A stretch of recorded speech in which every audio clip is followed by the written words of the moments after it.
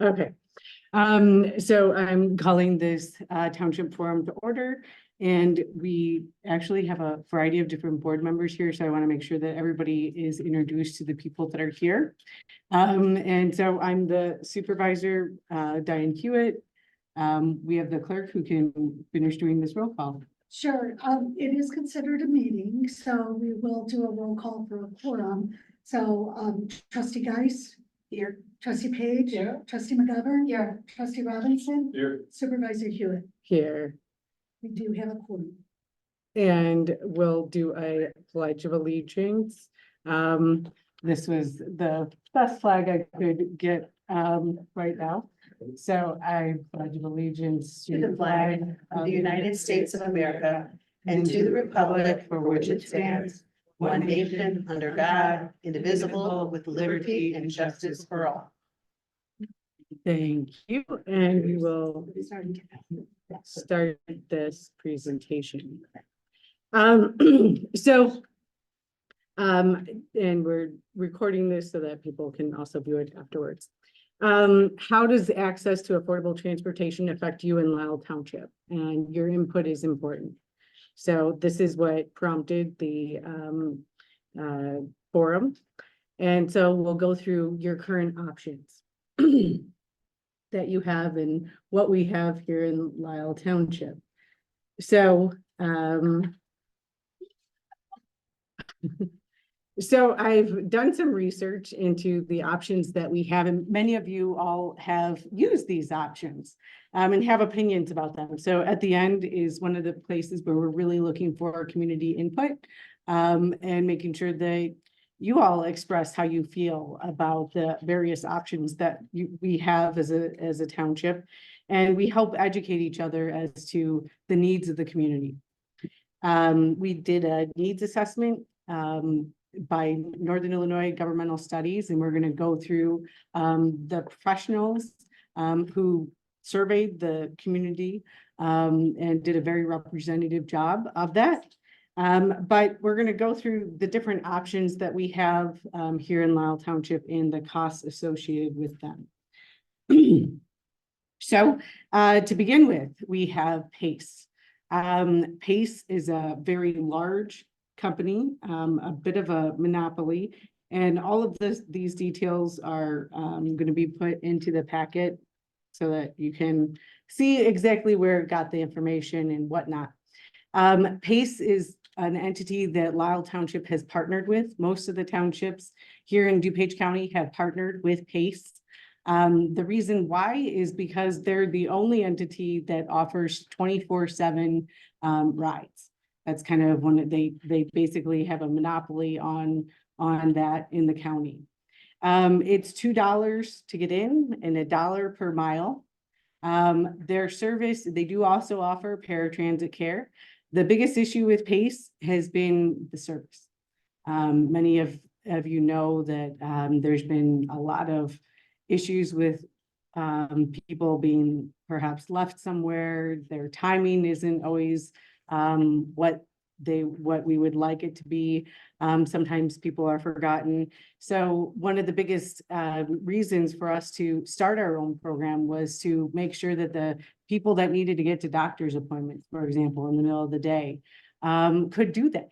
Especially senior citizens that are really needing those appointments to be met, where it has a direct correlation to their life expectancy. Well, then we realized that one of the most important things that we could do was create a transportation program. So PACE was really, in our dealings and relationship with PACE, was one of the main incentives for signing up with our own system. That being the case, again, we do rent and lease our vehicles from them. One of the pieces that has really come to my attention, and I'm going to show you more details about this right now, is how expensive it is to have a loved one in a nursing facility. And I got this from our good friend and employee, Clarence, who helped explain exactly the costs that one would have to pay in order to have somebody in a facility. And so you have a lot of costs. It can add up to, I mean, when you have these per day costs, they really add up to some often $10,000 is what the average monthly stay at a care facility is. And when you look at the specialized equipment for driving to and from the doctors, it's $80 per round trip within a 5-mile radius. $90 per round trip for more than a 5-mile radius, plus the staff escort is $20 per hour. That gets cost prohibitive.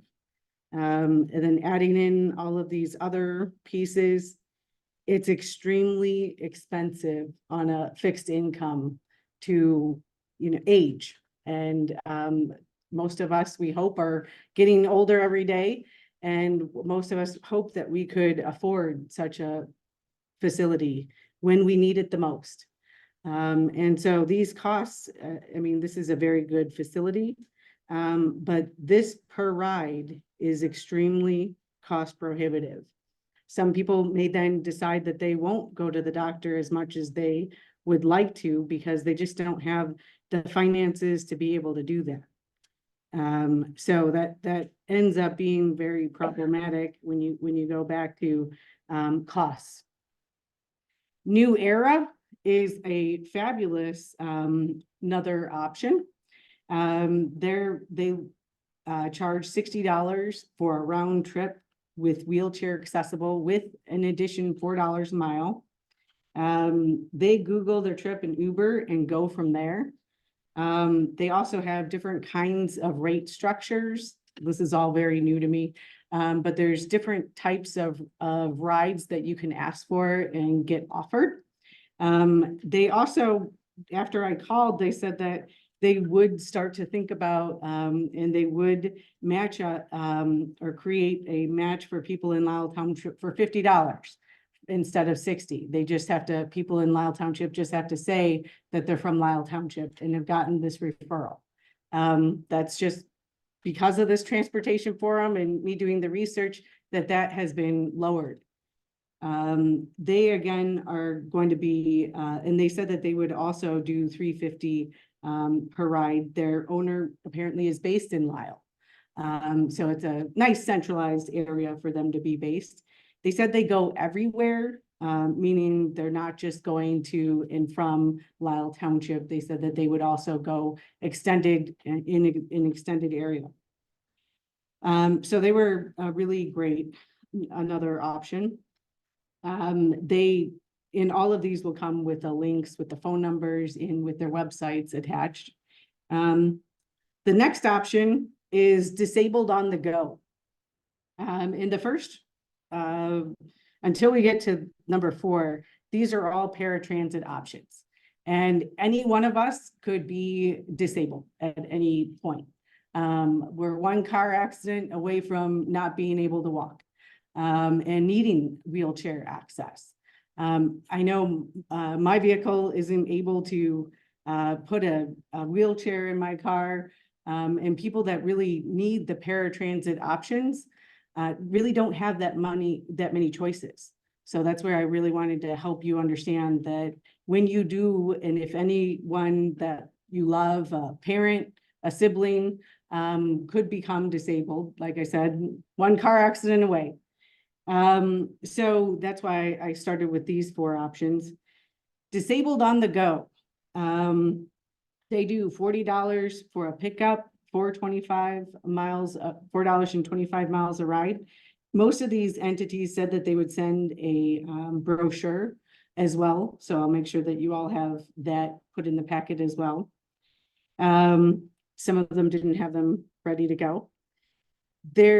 So that's all that comes with the paratransit options. There are no other options for people that are needing that. Next, we have Go Grandparent. GoGo Grandparent is an interesting new option. They partnered with Lyft and Uber, and they really have an interesting way of going about it. They have a base membership subscription that you can either pay monthly, that's $29.99 a month, or you can go with a yearly plan for $245 a year. They also charge per mile, 86 cents per mile, 56 cents per minute, and 27 cents for a concierge fee. So it adds up, and all of these different options, I wanted to see, okay, how much would it cost to go for and I asked them all for the exact same ride option. Meaning from one part of the township, and this is where things kind of get expensive, is if you're going from a corner of the township, and the place where I gave as an example was the south western corner of Lisle Township to Good Sam. Good Sam is a often traveled route for people that are seniors or disabled. And so I'm going to go into shortly what that option is going to be. GoGo Grandparent doesn't allow anyone that is not able to get into the vehicle. So the rest of these options said that if the person was in a wheelchair and could fold up their wheelchair and get themselves into the vehicle, well, then they could also go with these options. But that's the caveat, is you have to be able to walk far enough to and be strong enough to put your wheelchair in the vehicle and put yourself into the vehicle. And so for GoGo Grandparent, this example was $31 to $38, depending on the time of day that one needed to go. And they said that at different times, it's a different rate and they have different availability. So that's part of the issue there. Next, we have Universal Taxi. Universal Taxi was a $35 a mile, was their $35 to go for the exact same route as everybody else. They charge for a pickup fee of, again, it was $35. They didn't say exactly what their pickup fee was. They said it's just per mile. So it's $2.60 per mile. Lisle Taxi, the cost again is dependent on the date, time, number of passengers, but they said that it's $5 for the first mile, $3 a mile after that. And their total was going to be about $38 to $39 for that same trip. Before 4 a.m., they said it's going to be $10 additional fee. Next, we have Naperville Limo and Taxi. And they are not a taxi service. They're apparently just a limousine service. They just say taxi so that for people that are charging this to a business account, so that it's not looked at as a extravagant piece. So that was an interesting option that I didn't know could be done. Next, we have Uber and Lyft. So Lyft, and I'm going to show you this, was an interesting option. I'm going to make this a little bit bigger. We'll start with, they have everything that is extremely, if you're digitally friendly and don't need a paratransit care, they have a lot of really, it's very user friendly. They also have different types of service that you could use, which is interesting. They have the cheapest was the 1985. They have a Comfort 2807. And then they have the Black service is what they said, and that's 5563. So some interesting, really easy to use options and easy to get started options if you're digitally friendly. And they also have Spanish speaking options. They wanted to make sure that if you are traveling with your pet, Sometimes you need to go to the vet and what have you not, then you have those options, which I found interesting as a avid, person that loves animals. Some people have children, some people have animals. And then, some people have all the above. And then you also have the SUV option that could have a luxury ride for 6 riders. And this is again, the exact same ride for $69.79. Assuming that everyone is able-bodied. Next. Oh, and they do have a Connect Express option where you can have the lease. It sounds like with friends and family, it sounds like it was extremely quick. I mean, some of these options you could get in a few minutes, which was interesting. Then we have our Lyft options. And Lyft, they had somewhat comparable rates is what I would say. They have this one for extra comfort with, which was $31.52. Their standard was $21.99. And then the extra large one, which was for up to 6 people, was $40.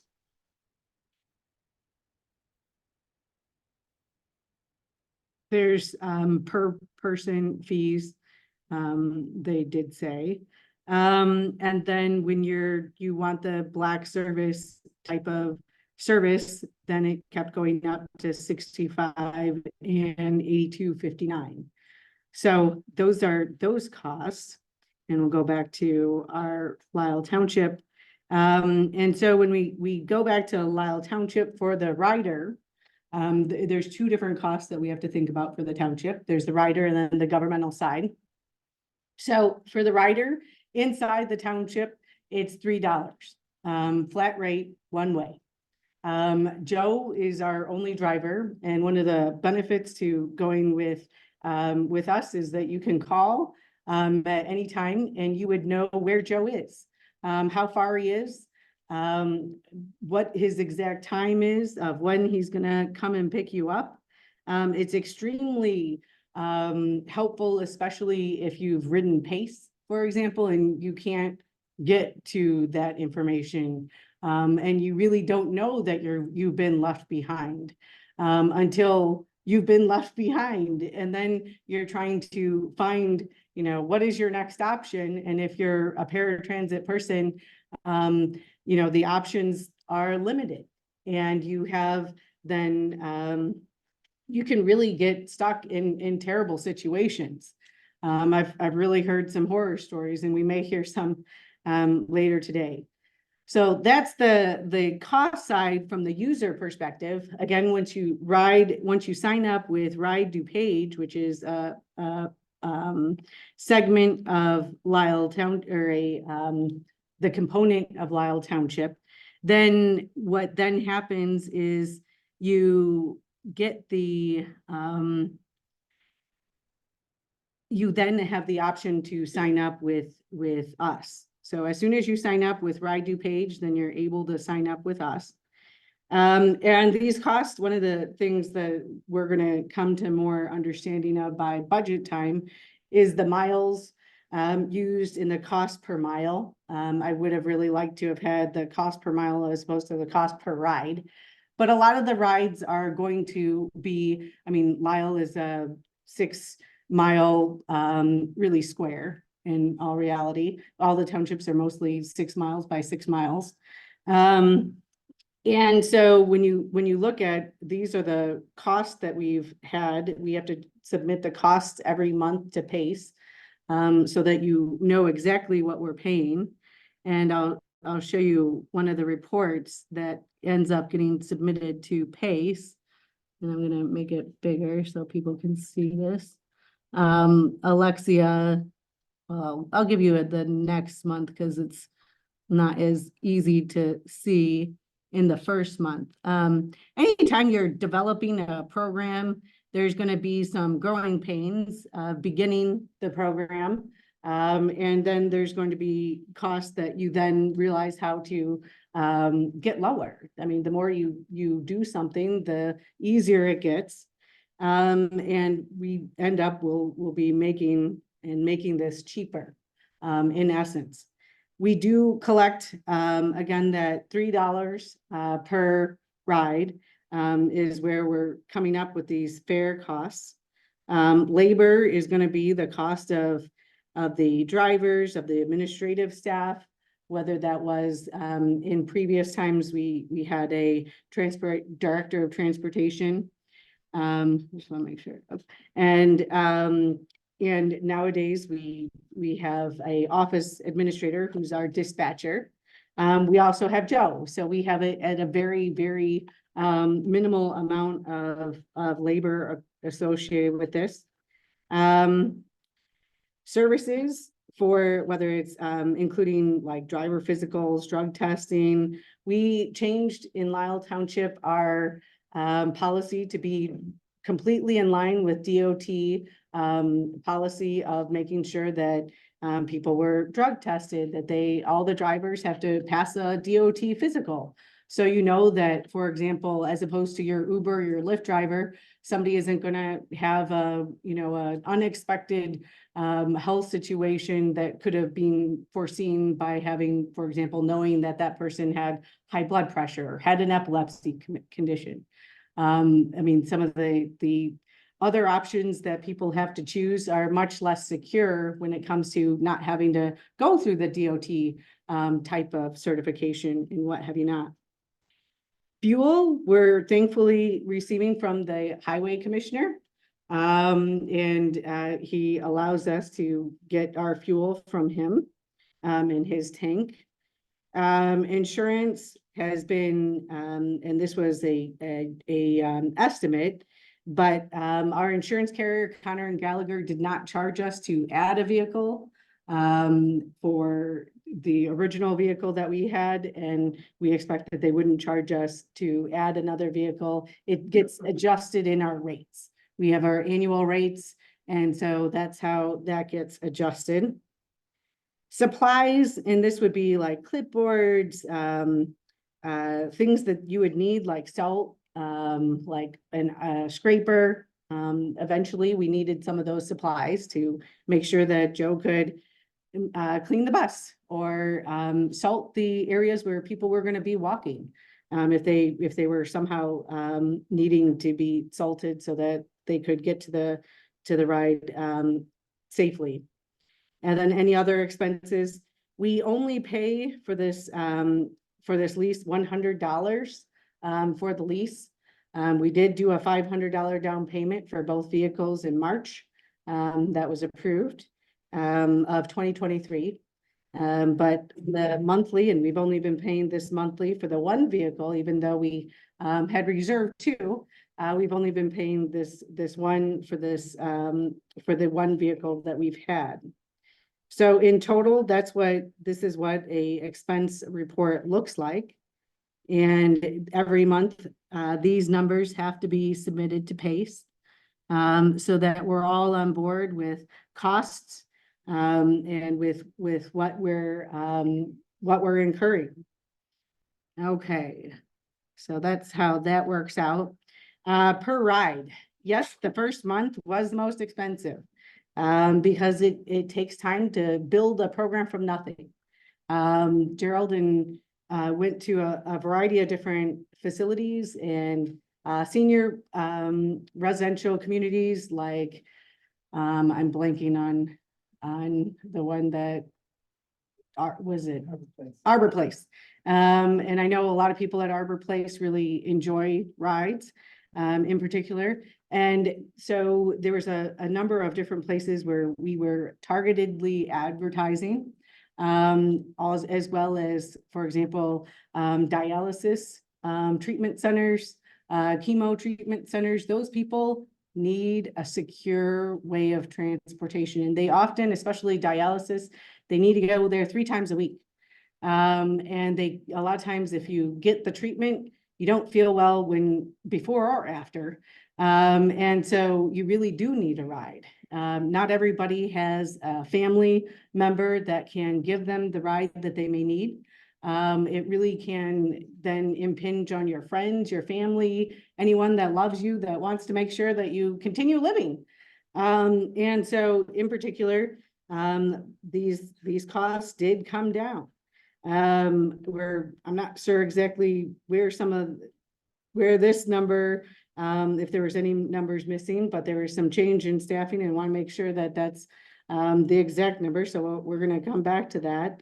But we also then had in January, a lot of days where we didn't have another vehicle, for example, where there was 8 days when the vehicle was through. Most of you remember when there was that cold snap in January, our bus's door got blown off of its hinges and had to go in for repairs. So that was a 8-day time period in which we couldn't service people.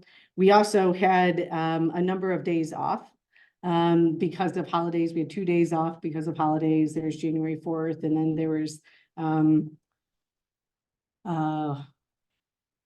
I'm blanking on the other holiday that was in Martin Luther King. Oh yeah, Martin Luther King Day. And so those 2 days were off. And so the cost went up when we don't have a vehicle. And we didn't have a backup vehicle. We did make sure that our minivan that had previously been used more for staff usage and to measure the size of weeds in the township, it was put into service. So people that were not needing paratransit help could be taken. We realized that the seniors, it was such a needed element in the community that we realized we needed to have another option. And so we also made sure that we could figure out where the second bus was that we had put that down payment on in March was. So we also have that as an option that PACE then gave to us to start using. Okay, so those are the costs and some of the benefits and issues with the current transportation systems that we have. Now we're going to go to the governmental, the NIU governmental studies piece. And I'm just going to go through these one by one so that we can discuss some of the great information that we have now available. And here's how the study was done. It was done extremely professionally.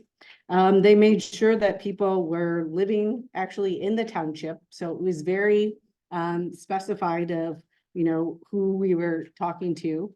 And then we asked a whole lot of questions. And this wasn't just about transportation, but one of the main things that we did cover was transportation. And the needs of the community, so that we could not just look from the DuPage County Needs Assessment, which was also done with the same company.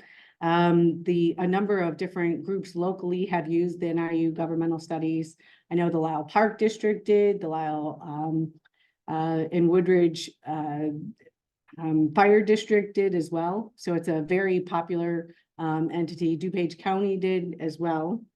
And their surveyor actually lives in Lisle Township. So very helpful to understand this. And so we went through what people, thought they may need.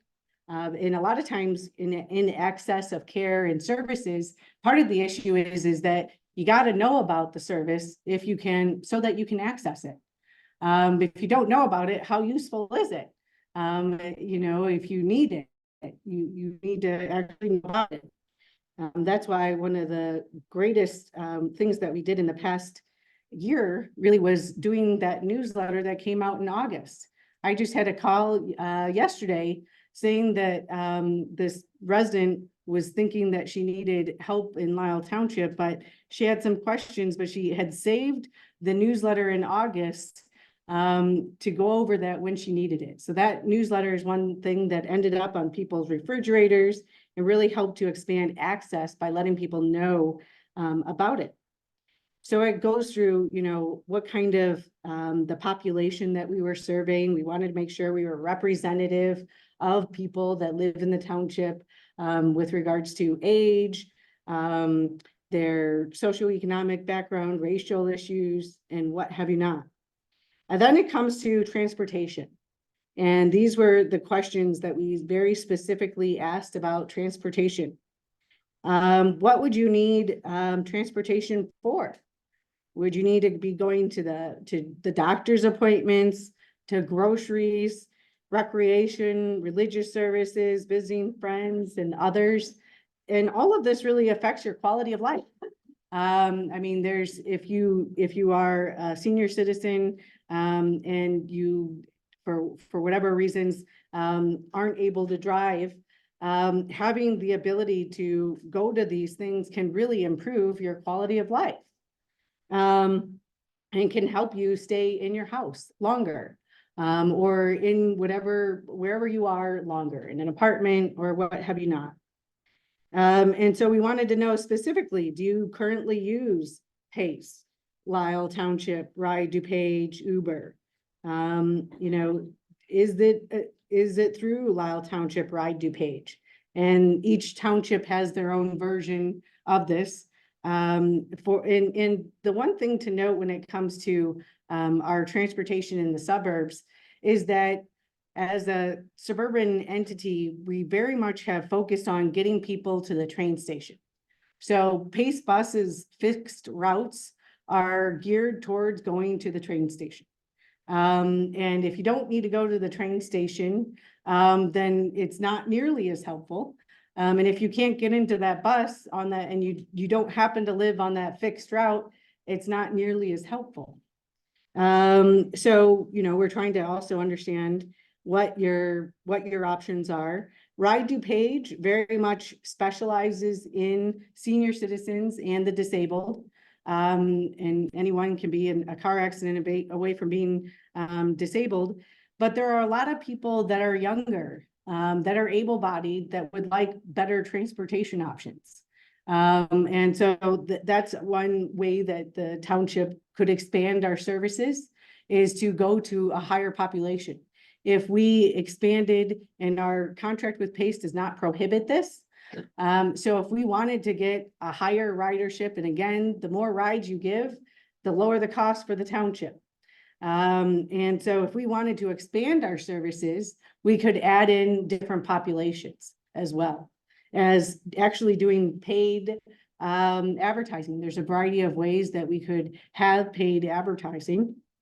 And that would then, in the end, lead to a higher ridership, which would then lead to lower costs.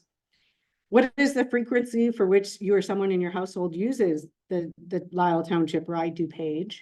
And this was all done before we had a program, meaning our own township program. What is the frequency with which you or someone in your household, and what other transportation services do you think need to be provided by Lisle Township? So this was this was the highlight from a transportation section of this survey that was mailed out and emailed. And so it was emailed out. And there was some mailings that did end up happening because we needed to get our numbers the way that we needed them. Frankly, anytime you have emails, you have a little bit of a stratified population segment that are going to be reached. You don't get as many seniors that are always checking their email or use an email. Some people have just decided not to use computers, which thoroughly understand. But we also, asked about what people wanted in senior services, what they wanted in the communication with the township, personal and household characteristics to make sure that we were getting a good segment of the population. And again, some socioeconomic questions to make sure that that this was a representative group of people. Okay, now we have the executive level survey, which are the key findings from this survey. And so we wanted to make sure that, people knew about general assistance. That's where the township actually does give cash assistance to those that are facing eviction. We literally are trying to make sure that people have enough food. And those are the critical things that you can only access once a year. But if you are in need of not being evicted, most people didn't know that this was an option. About 41, one of the best things that we were known for was our food pantry. And so that was well known. Less than 1/5 of the population were aware that the township provides LIHEAP service, and that's where you have energy assistance. It's through the county. We are one of the entities that then administer it, so you can call the township if you have a need of that. And then 18% knew about our passport services. 19% knew about the referrals to other health agencies.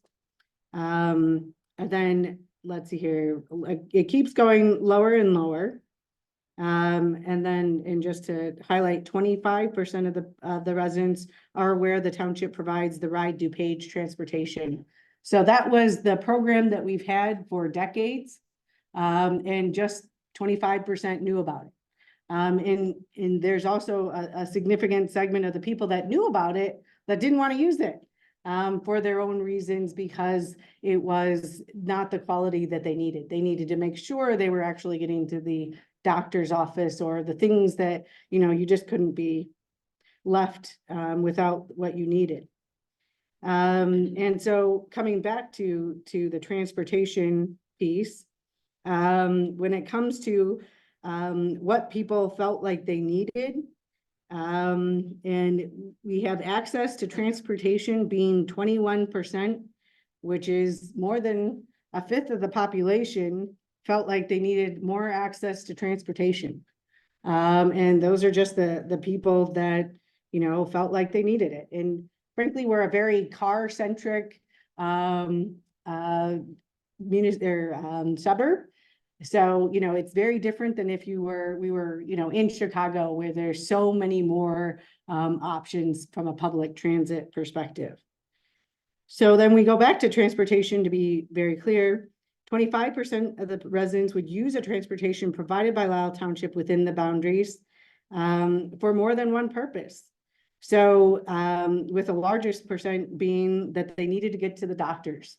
So in essence, you know, providing a transportation service could then very well be seen as expanding the lifespan of people in the township by having better access to medical care. And if you didn't know this, as a country, the lifespan after COVID had really, in the United States, has really taken, for the first time, a dip, where people are actually, we had reached a point, I think it actually started changing, I think it was in 2014.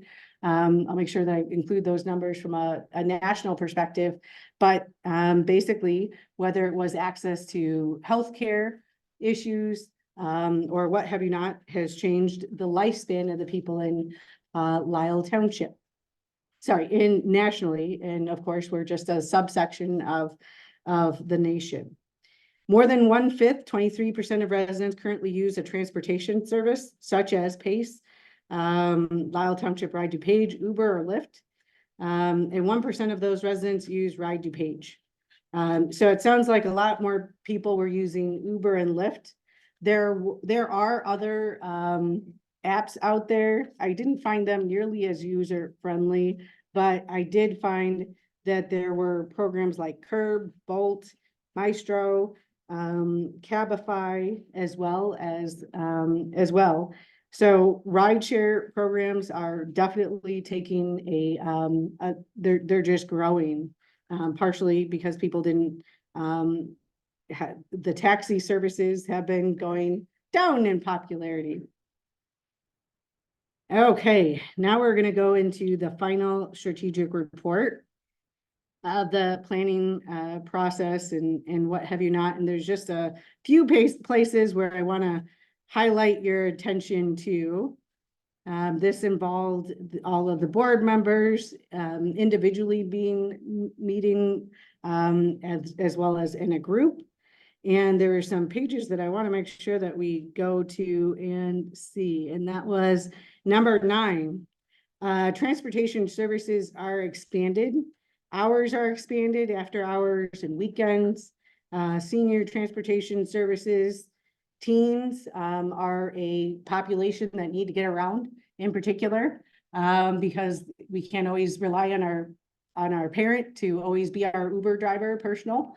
There are a lot of parents that can do that, but not everyone has that ability.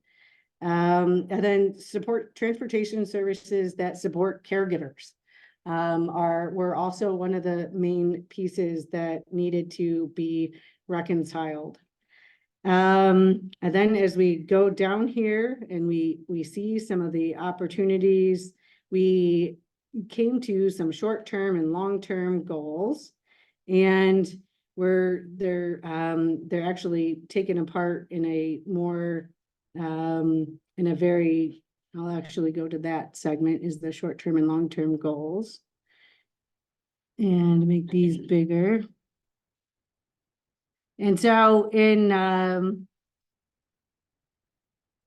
long-term goals were that was a 4.7, which was one of the medium, was make improvements to the township's current transportation program, including exploration of expanded hours of operation and extended use to caregivers, youth, and low-income families. So that was one of our goals that the board came to agreement on with a medium level of priority. And then going back, yep, that was there. Okay, then we have the executive summary here of the of where we're at with trying to have goals and short-term and long-term areas. And so these top 3 goals were expanded food pantry hours of operation and transportation options to be more accessible and help with food insecurity in the area. One of the things that our transportation system does is take people to the food pantry, our food pantry. So the two are very much interconnected, as well as it's connected with senior services, because it right now is very much focused on seniors and the disabled. And food insecurity has been a huge national problem, with the increase of inflation and the cutting of SNAP benefits. We've really seen a huge increase nationally in those needs. So that's where it comes to, from the long term back to short term. The township wants to collaborate with partner organizations to find solutions and approaches to fill identified gaps in services and continue to be a connector and convener in the community. Establish a clear communication and standard operating procedure plan for the board and community. Commit to prudent fiscal management to secure a strong financial position for both immediate and future needs. So those were, that was the NIU long-term and short-term goals. And that was our, what we had really done a lot of work as a board entity to come to those agreements. And transportation was a part of it, a significant part of it. So it definitely shows that the board has thought about it a lot and has committed to doing this. Okay, so that was a whole lot of information. And now we want to hear from you. And so there's 3 different ways that people have been asked to, well, actually 4 different ways that people have wanted to give public comment. And so the first way is a digital. They had sent emails to trustees and to myself. I asked for permission and they called. So there's the phone, there's a list of, and I'll go through this at the end. I want to make sure that people here that have spent the time. I'm going to stop sharing. Are the trustees gonna get to speak first, or else? So you all can go with public comments. No, actually, this is a meeting, so. And we're the in board members should be able to speak or ask questions on the presentation. okay, if I was told that this was not a meeting and whatnot, but we can go with, The attorneys, okay, we can go with, any kind if of they have anything to say. questions. Okay, You want me up in front of the camera or? yeah, I'm just, gonna make sure that you can be seen and what have you not. So I'm just gonna, I don't actually, know if that's working because the whole time it was on me, so it didn't turn to when you were talking. well, it's on me too, so I didn't know if it was working. I was just letting you. it's working because we can see the fish lines here. Okay, So, all right. and we can go here and you are being seen. Okay, Thanks. here you go. Thank you. Sorry, to speak first. As a Lisle Township trustee, I'm pleased to speak with you all tonight. I've received emails from a number of folks in the township. I appreciate it, and I appreciate all of you coming tonight. Some of this is new information. I'll be honest, the trustees have not seen this presentation, so some of this is new information to us. And if I repeat some things that you've already heard, I apologize for that. Again, I produced my own speaking notes.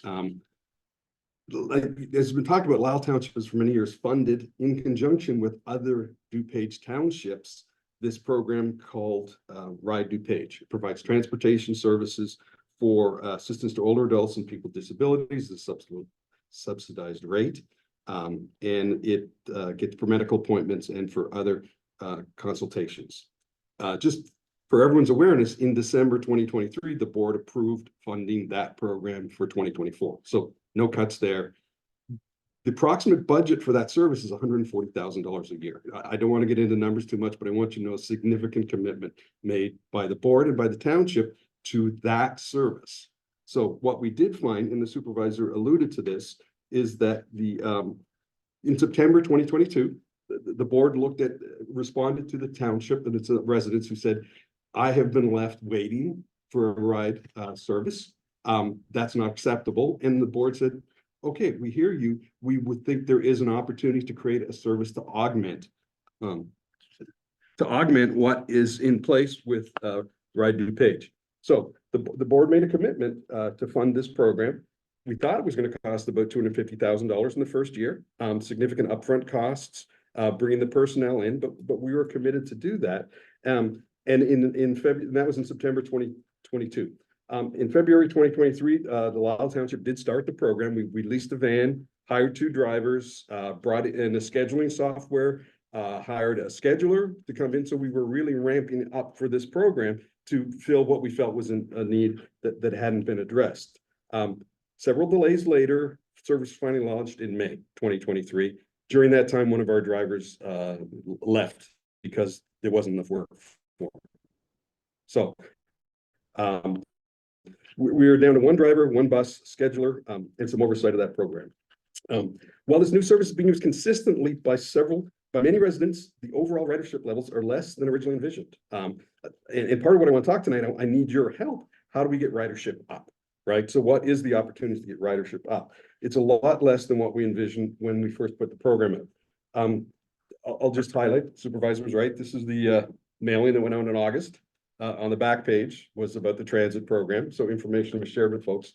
And there have been some additional site visits they've had. Now, the highest number of trips, you saw that number, the highest number of trips in 2023 were 200 trips across 21 days in October. A trip is one way. So a person who has to go to medical appointment is actually 2 trips. So if you think about that, that's 5 seats in a bus, 5 residents taking a bus every day. That's the highest number we've had. 5 people taking the bus there and back in October. So ridership is not there. We have to talk about how we can get ridership up. You saw some of the numbers, and again, the financials we didn't have in the way they presented. We're looking at $65 to $85 per ride. I'm just across the months that there was numbers that were shared. So significantly higher than some of what the other options are, whether they be a taxi service. And again, I'm not saying that is where we want to go. I'm just saying we have to really look at the cost and to get to, as the supervisor said, to get the ridership and the per ride numbers, we have to increase ridership. So I'm hoping tonight we hear constructive thoughts about how to increase ridership. I know we hear about how important this is to some of our residents, but believe me, I feel for all the people and the situations they're in, and we're very happy that the service is delivering what it is delivering to the people that really need it. So we do want to hear those, but we have to talk about how we're going to increase the ridership and what that means from a long-term point of view. A proposal was brought forward to add another bus and a second driver, and that the supervisor had raised that as an option. And part of the board said, well, okay, let's look at the numbers to see how we justify that level of increase. And as you can see, the numbers really don't justify, at this point, don't justify that level of increase. And actually, since October, ridership has been coming down. Some of that's because of issues with the bus. But we kind of hit a high water mark, and now it's coming off again. So, I exchanged emails with a number of folks. One of them was Reverend Marino, talked about one of her folks from one of the local churches, said, should we be talking about this more in our services? So maybe that's another opportunity to get the message out there that this is a service that is available.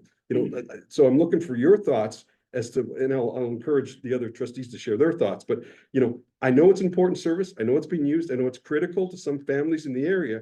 How do we make it a more understood and a better utilized service? That's really that's what I hope I would look for from your time tonight. So thank you. That's really all I wanted to share.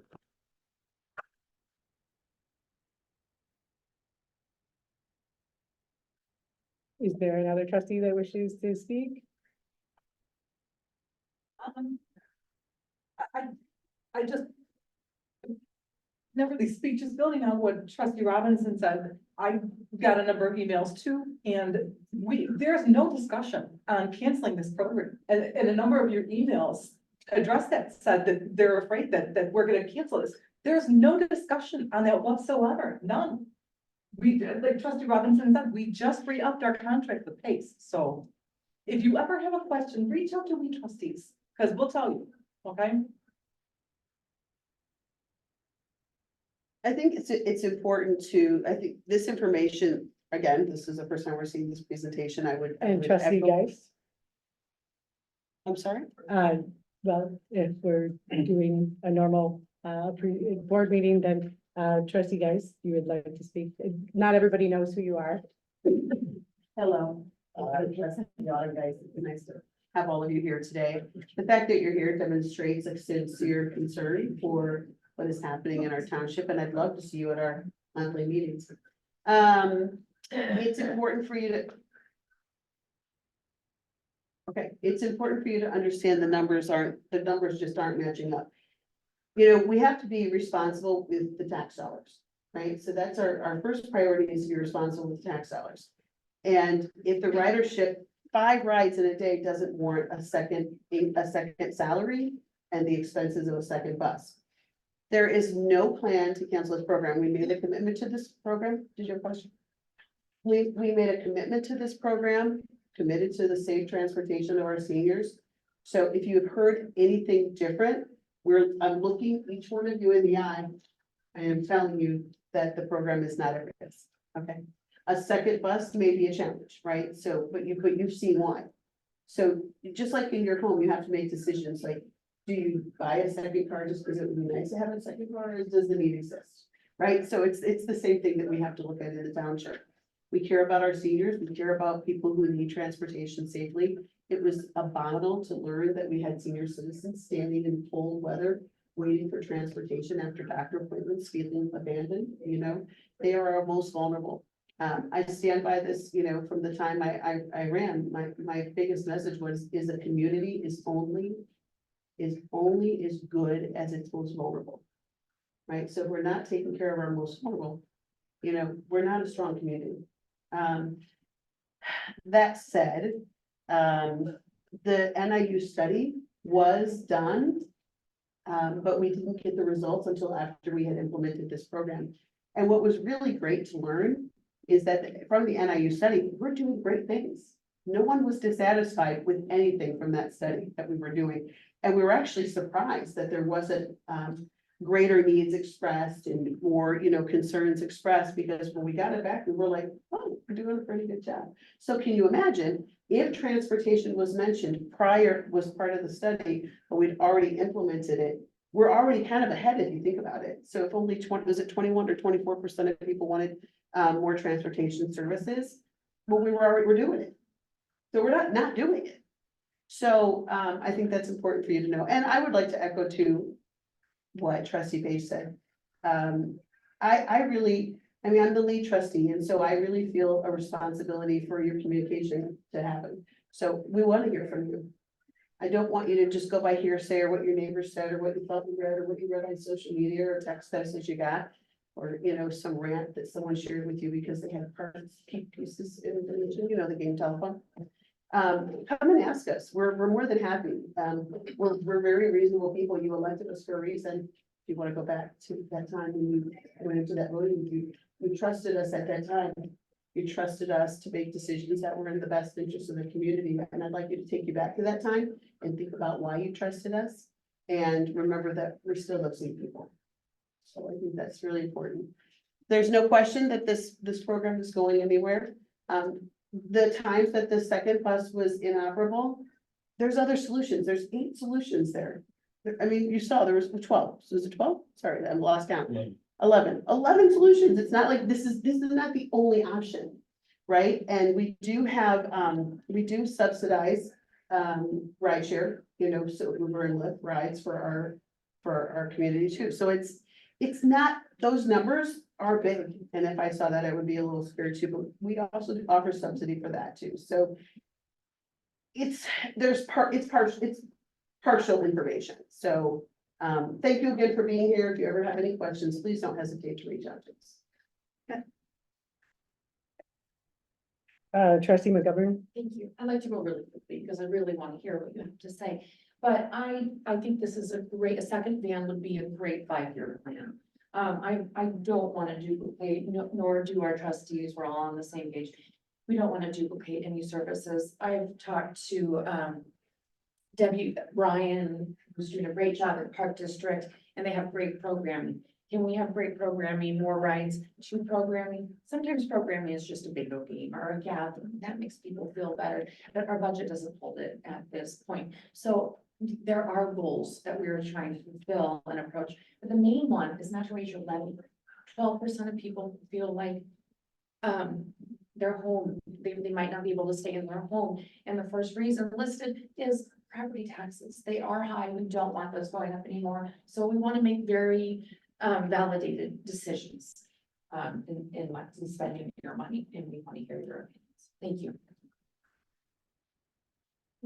Clerk Fawkes? Yes, I just wanted to add what you were saying about the NIU study, where we actually felt that the township was addressing transportation in a really good way. When you truly looked into the numbers, as you heard, we have 2 programs. We have the rideshare program, and then we have the auxiliary program that we added on later. When you looked at the NIU survey, you could see that it was placed as a strategic goal. I'm not sure where that 4 to 8 came from. That wasn't specific to transportation, but that was transportation for the food pantry. But our long-term goals were from 10 to 15 years, and transportation was ranked in a medium priority within a 10 to 15 years. So we felt we were doing pretty well providing transportation to our community. With that being said, this is a good time to be looking at this. I'm not sure it needed to be a forum, but it's a good time to be looking at this because it's budget time, right?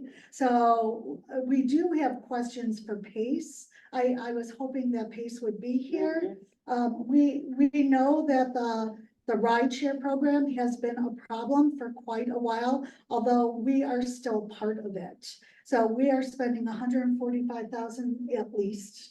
into the rideshare program, but we actually don't know if that is the correct number. We don't know how they are calculating the Lisle Township resident who is also in Naperville, because that rideshare is Lisle Township, Naperville Township, Wheatland Township, and City of Naperville. So those people, some of those people overlap. So is that going on our bill? Are we paying too much money for this? Or what happens if someone pulls out of the rideshare program? Does that mean our numbers are going to go higher? We need to know this because we're invested $145,000 into the PACE rideshare program, and we're invested $250,000 into the auxiliary program that is not really recouping its funds.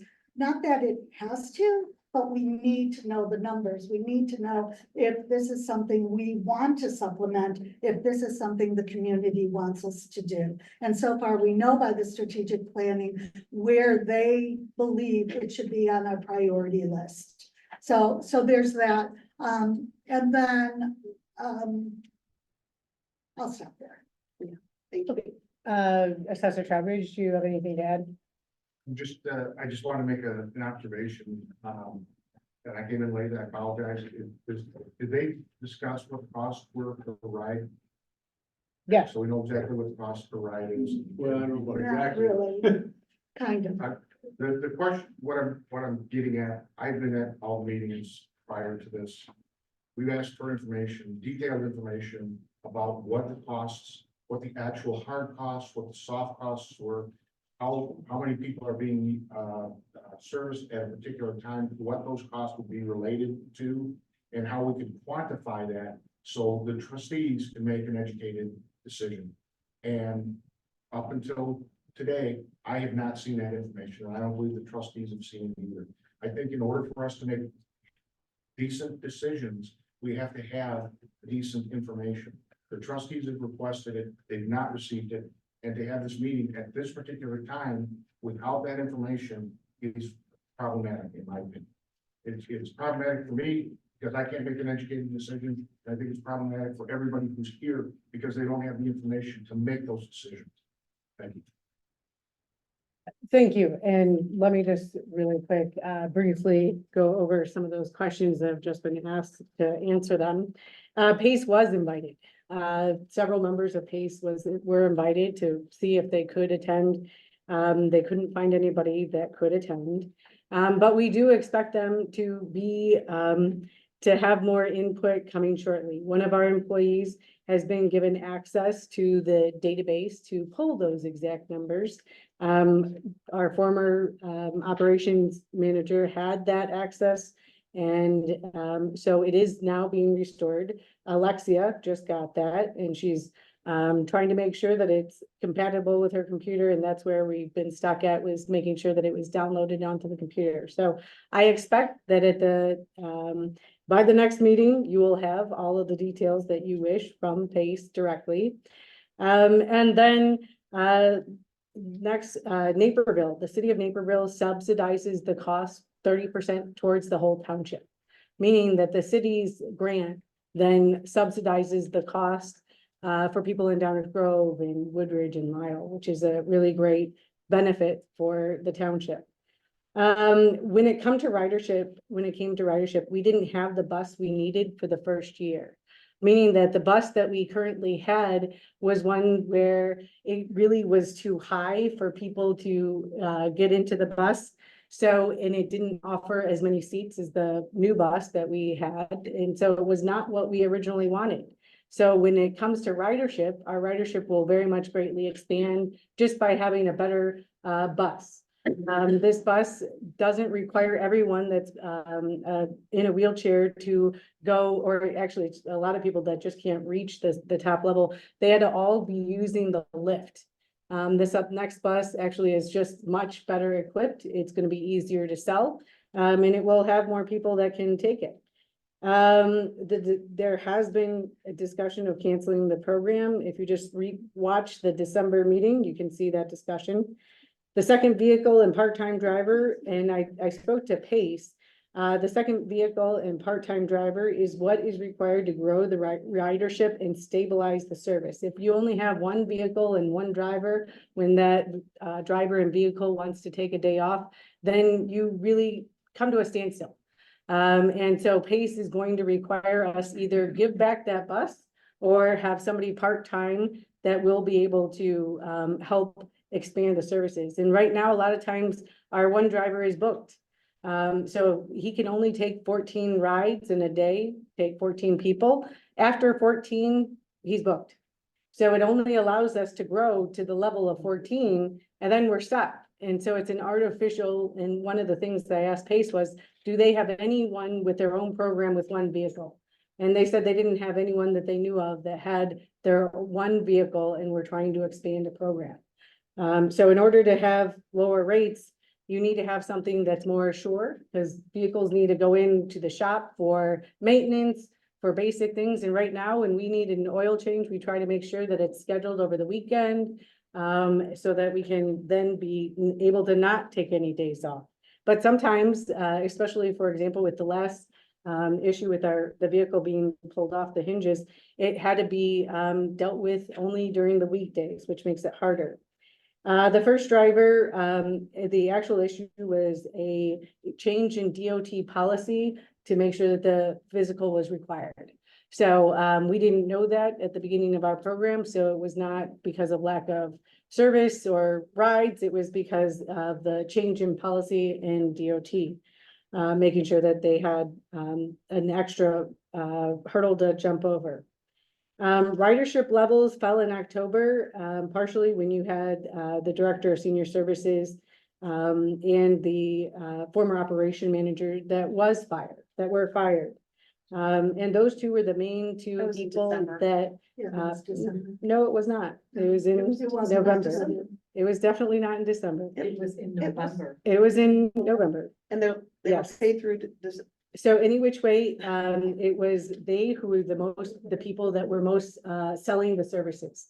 Our advertising is virtually right now non-existent. We don't have the ability to advertise like a lot of entities would.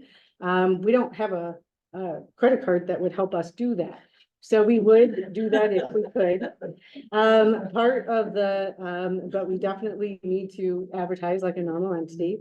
And part of what the goal is of a government, is to do, what we need to do together, that we can't do alone.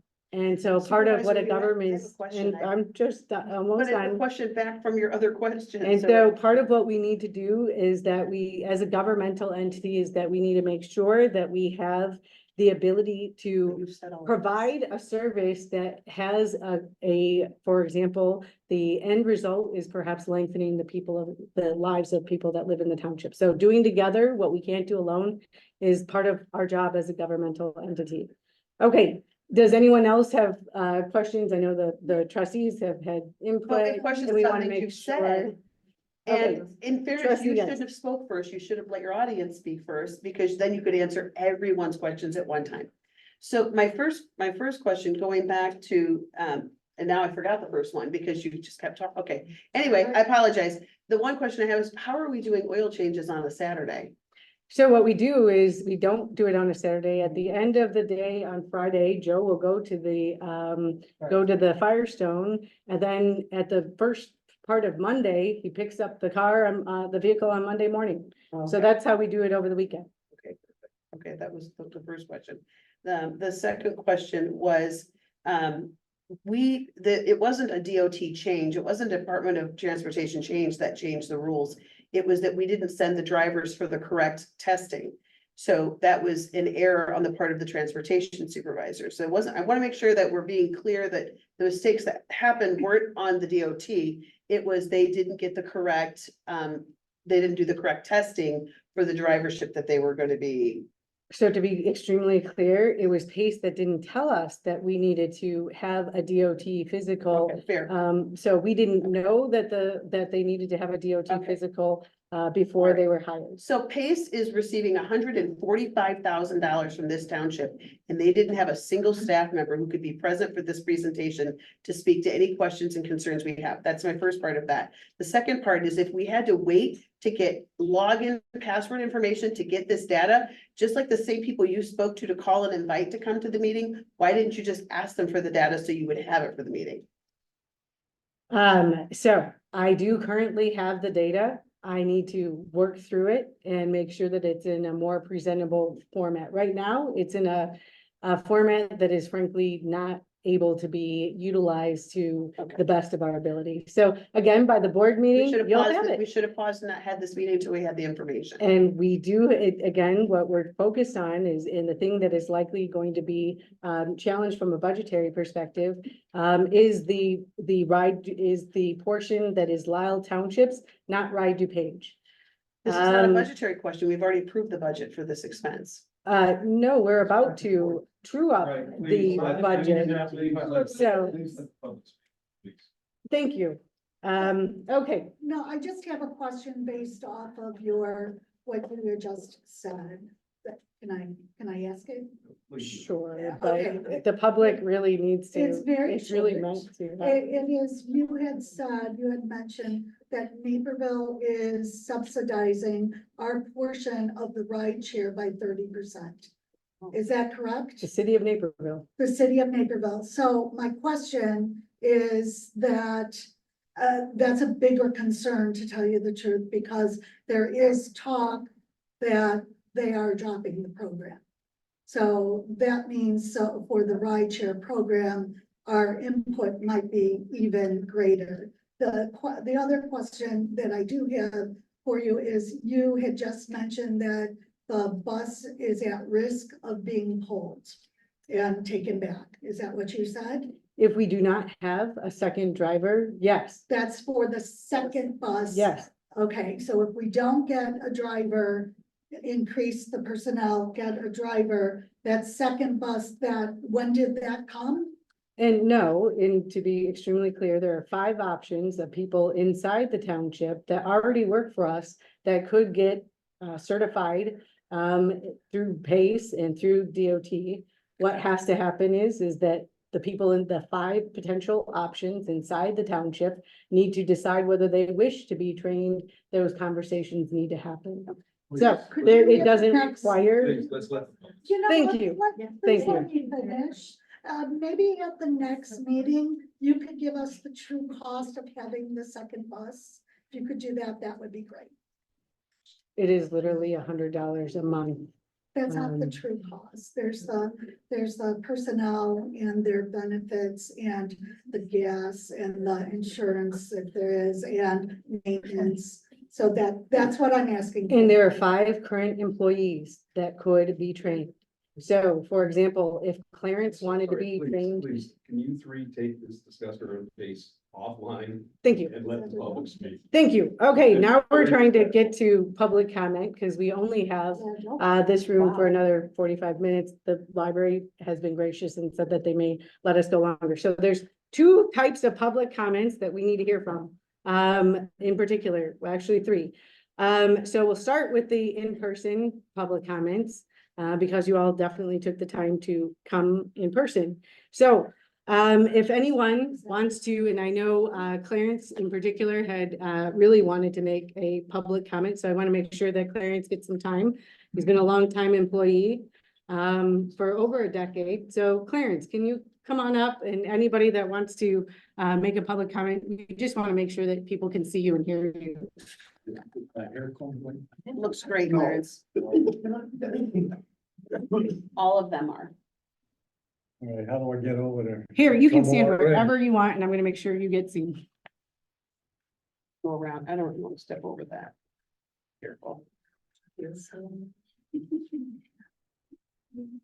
All right, Yes. I'll just turn this off. okay. First of all, I want to say, from what I understand, what Diane is saying is we don't have enough riders.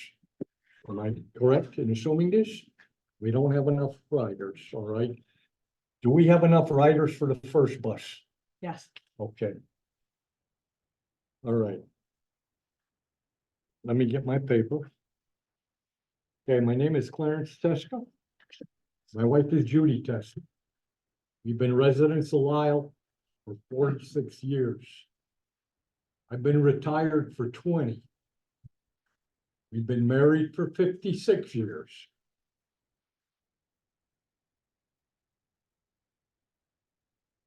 I've been a part-time driver at the food pantry for 16 years. Work every Tuesday and Thursday for 5 hours. Why do I do that? To keep busy. Because after being retired 20 years, I found out, you know what? The winter time is not fun being at home. And I'm not one for sitting. So I took that on. I enjoy looking at the people. And it's great. Keeps me focused. Why do I need to be focused? Because my wife's in nursing. Okay.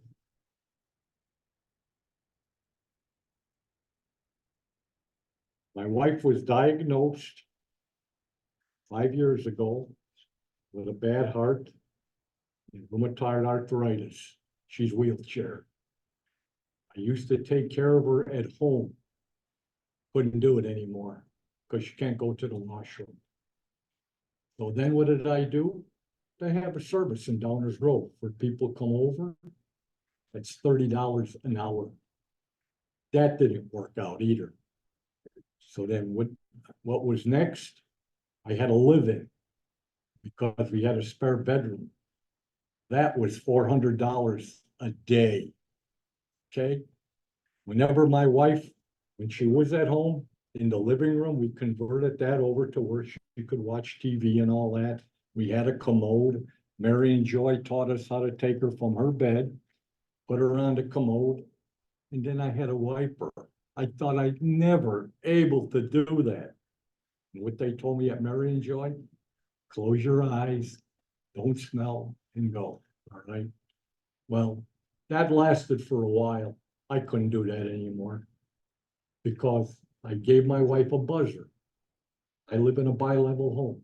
She can't go upstairs. She can't walk. All right. So whenever she needed a diaper change, she would buzz me.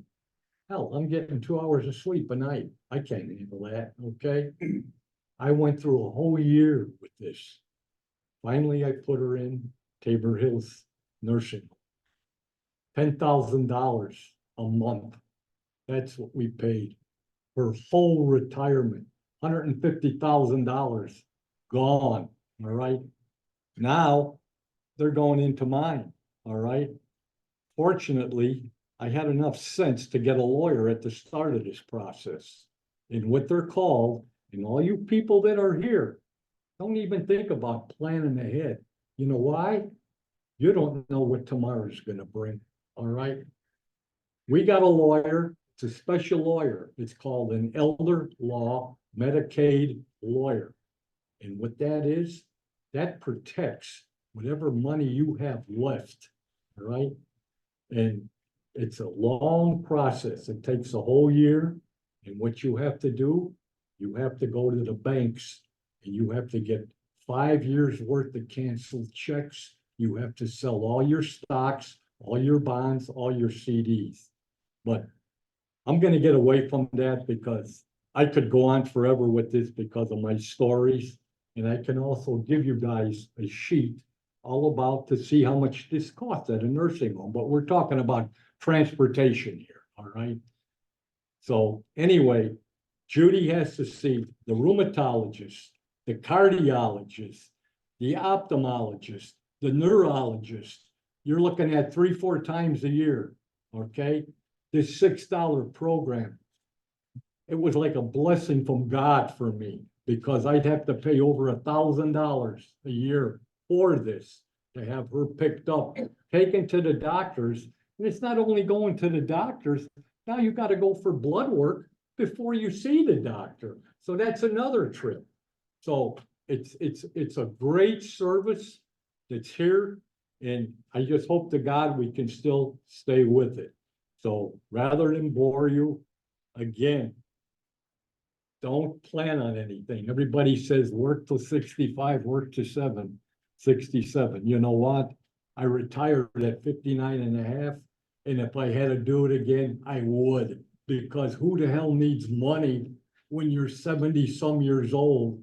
Because your body doesn't function like that anymore. Come on, people, you know? So that's all I have to say. That's it. Thank you, Thank you. Clarence. All right. Okay, and we're just gonna go around, Anthony. You can do whatever you wish. My name is Anthony Sherman. I stay at Arbor Place in Lisle. I'm also a volunteer food pantry. I'd like to add about the ride, about 9 months ago, something Miss Diane said, you never know where you're gonna end up. I saw double, I woke up and I saw double, and I had a major stroke, which paralyzed the left side of the body. So, when that happened, I found myself in a wheelchair. I found myself, paralyzed. And I have no option. I don't drive anymore. So I had to somewhat depend on that ride. And they was taking me to my doctors, to my physical therapy, and through the grace of God, I'm like 80% back, They had a lot to do with that ride. And I understand that we need more clients.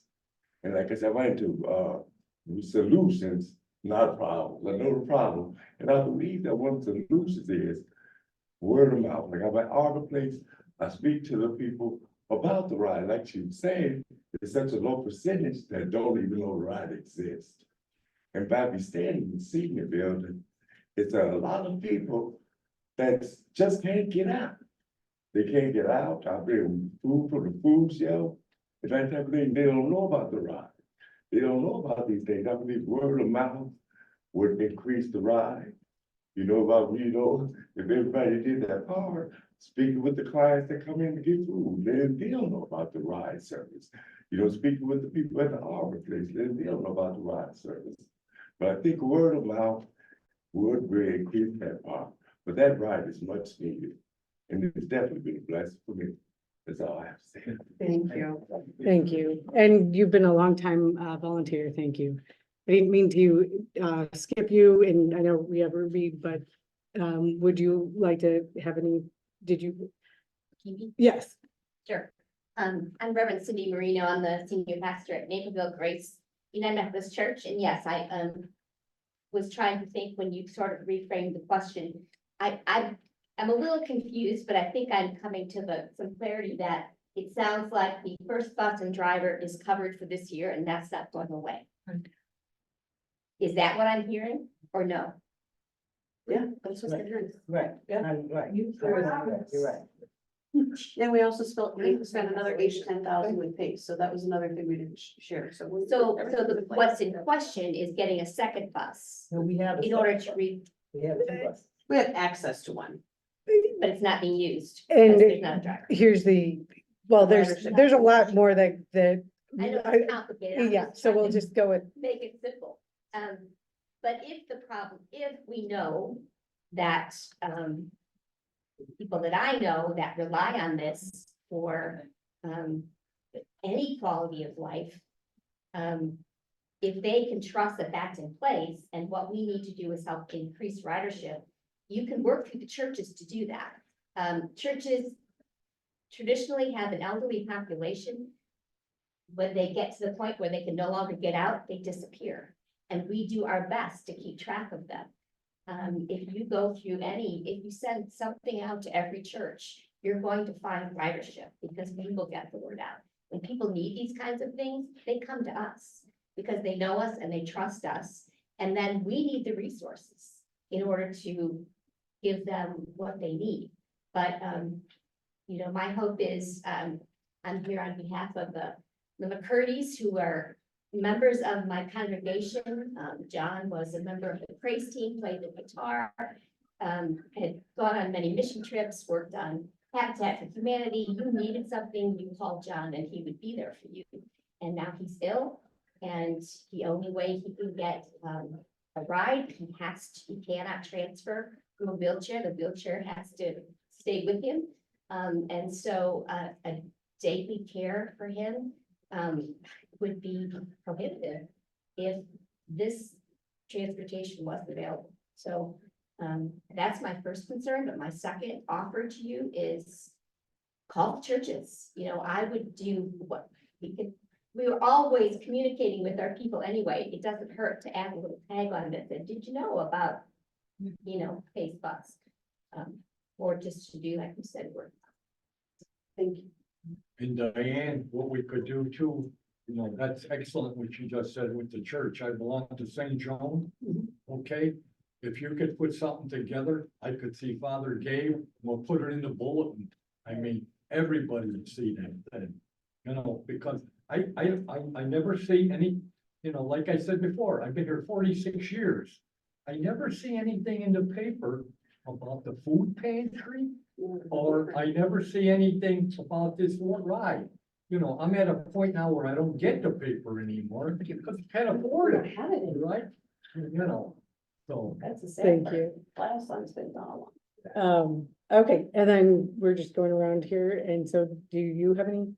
I do, I have a couple of suggestions that these people have already sort of presented.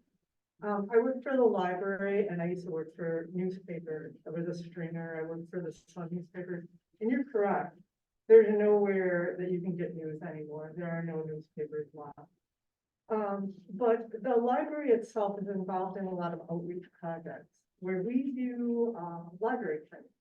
We go to the farmers market.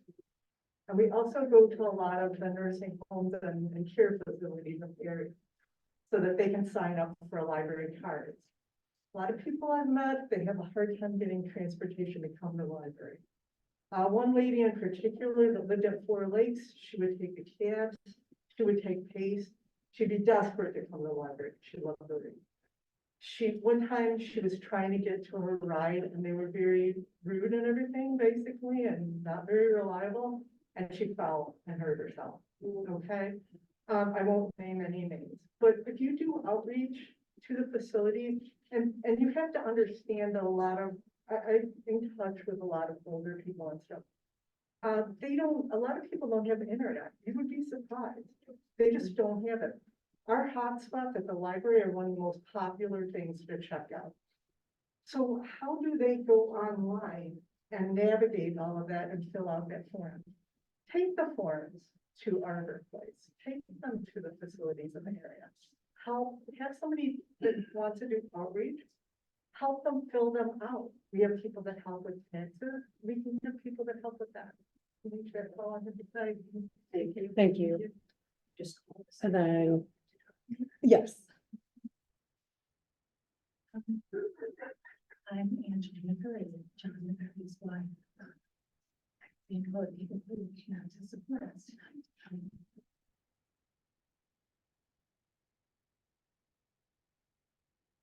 I'm here to give a face and a story to you. So, and I just want to thank you for this transportation service that you offer. We use it 3 times today. We would have used it 4 if you're out and a little longer. If you could find a way to run service through 5 o'clock, that would be life-changing for us. But I do understand a lot of it's about funding. In August of 2020, my husband was diagnosed with aggravated glioblastoma.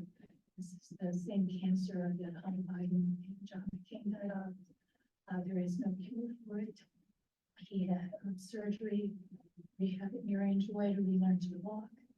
He went through chemo, radiation, and Optune treatment. When those began to fail, he was referred to a clinical trial in Northwestern. And when that stopped working, he was returned to chemo.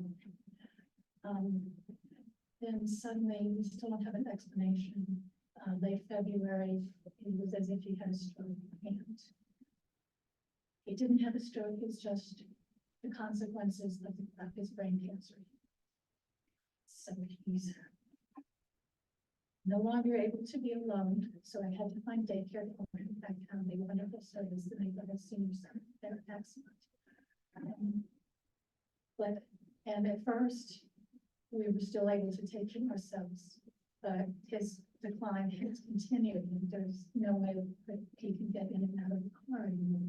So we need to have a vehicle with a lift, which severely restricts what our choices are. There were 12 things on that list. We can't use most of them. He makes 10 to 14 trips a week. So we can't pay the $60 to $75 one-way price for most of the private services, which leaves us with you and with Pace. He does take Pace every afternoon, so we're very familiar with the difference between those levels of service. Pace has taken him to the wrong place and left him. Pace has showed up 45 minutes early. Pace has showed up, looking at how many. They are difficult to work with. Joe and Alexia are so professional and make things so easy. Working with Pace and starting from scratch every single week. We have to rework every week. Whenever I'm having a bad day at work, for me, at least I'm not working for Pace. But the chaos that the people trying to book these rides are so obviously doing that. The other thing I would mention is that because we're using the same service, we're using one service to go to daycare and one service to come home from daycare, which is a very symmetrical trip. We pay Pace almost twice as much. You're only charging us $3. They charge me $5.50 to bring him home. You charge me $3 to take him to the cancer center. They charge me $8. Now that's still a very reasonable fee, but if part of the reason is budgeting, maybe you could look again at how you set the $3, because even when we're paying other subsidized services, we're paying more for the same things. And I just really wanted to say that we really think that this service is a lifeline for our family. When the bus was out of service, it was extremely difficult for us. There were some days that I just decided to stay home with John and not make him deal with it. Because I'm still working full time. That's how we have insurance. And so that's what I have to say. Thank you. Thank you.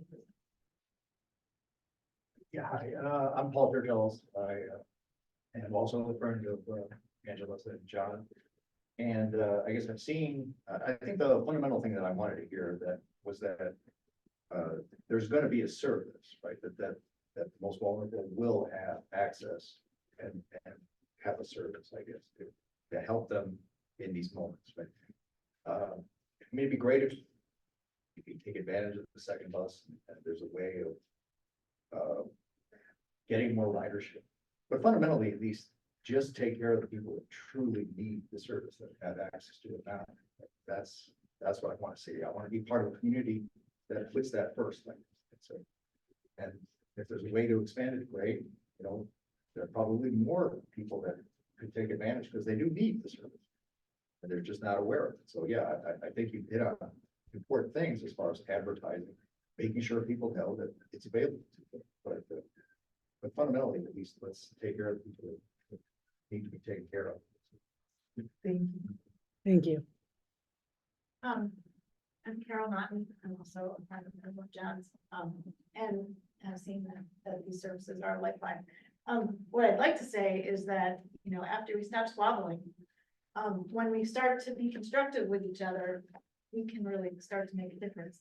The ideas of the library services helping people fill out forms, churches getting together. When we have teams all over this in the high schools that have NHS outreach hours that they have to do, I am guessing that if you approach one of those bright people, that they could find ways to make connections, that they could help people fill out forms and register for these programs.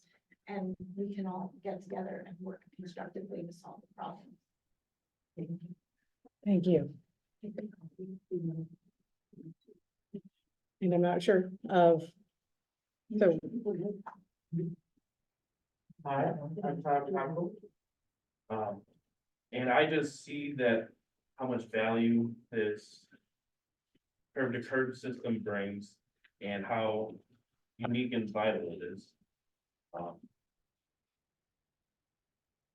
And I just want to see it to continue and to expand with clearly another driver to operate that bus to fill the gaps. Because having one person just drive all day, all week, no, they need breaks too. Buses definitely do break down. And doing word of mouth, outreach, to the churches, the libraries, to other nursing homes and public institutions makes sense. Just letting people know that this is available, and I really believe you'll see that uptick in ridership. And just having it, Thank you. Thank you.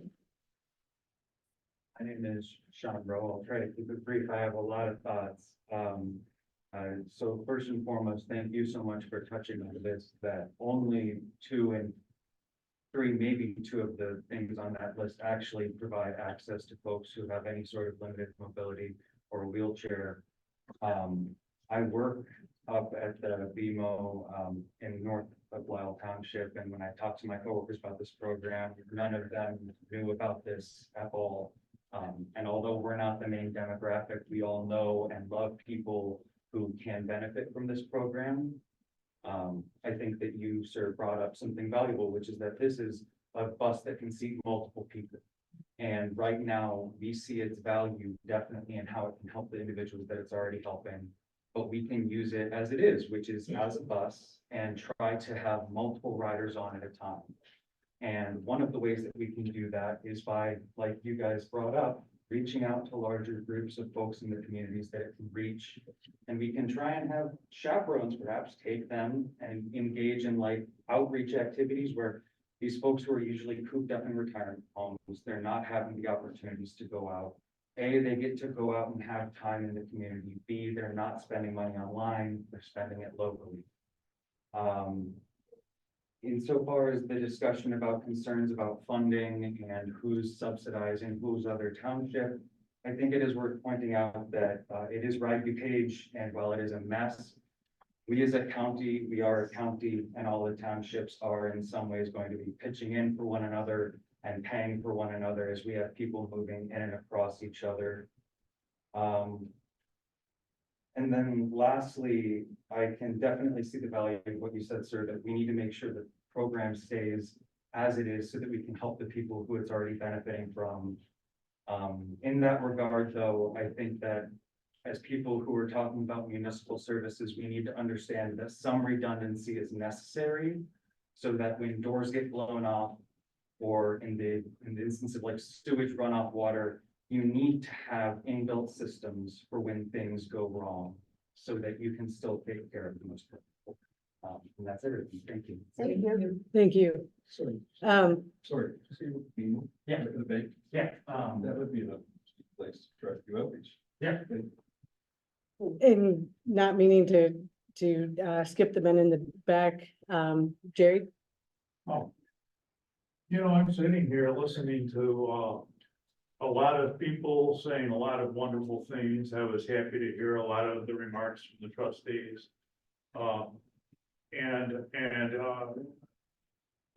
As I see it, the township is trying to provide a service. And they're trying to let the people from the township get as much value out of this service as possible. You know, for the money that they're spending, and the money's always a consideration. And so the thought occurs to me that, and I don't know if this is possible, nothing's ever easy, but nothing can be done without trying, but the thought occurs to me that perhaps, the township's transportation system could coordinate with, the park district's senior services program and, pick people up from a given nursing home, take them to a drop off, particularly if they can handle multiple riders. And then bring people back. And they can do the same thing to bring people from a different nursing home to the library on a given day for drop them off for an hour or for an hour and a half. And then takes them back. And that would be a way to increase increase, the value to the community. And then another thing occurs to me, I'm sure I'm not the only person who's thought about this, but, in my opinion, anybody who's using the Lisle Township food pantry should be eligible to ride on the bus. If a person is hurting financially and they have to get their food from the food pantry, they may have a car, they may not. Maybe they're getting a ride up to the food pantry, on a certain day, and there's other days when they have other obligations. I think they should be eligible regardless of their age. And also, the thought also occurs to me and I don't know how big a problem it is, but a young single mother, who recently gave birth, who is stuck at her mother's house because that's where she has to stay, and the baby has a doctor's appointment. There's no reason why this young single mother shouldn't be able to access the program. And I'd just like to thank you all for getting this thing going. Thank you. Thank you, John. Name's John Brubaker, and although there's been a couple of very moving examples given tonight, I hope to add another for human face and stuff. I have a good friend, Larry. Larry and I graduated from Naperville Central together a long time ago. Larry's a smart guy, and actually, I'd say really, he was studying calculus as a junior in high school before anybody heard of calculus.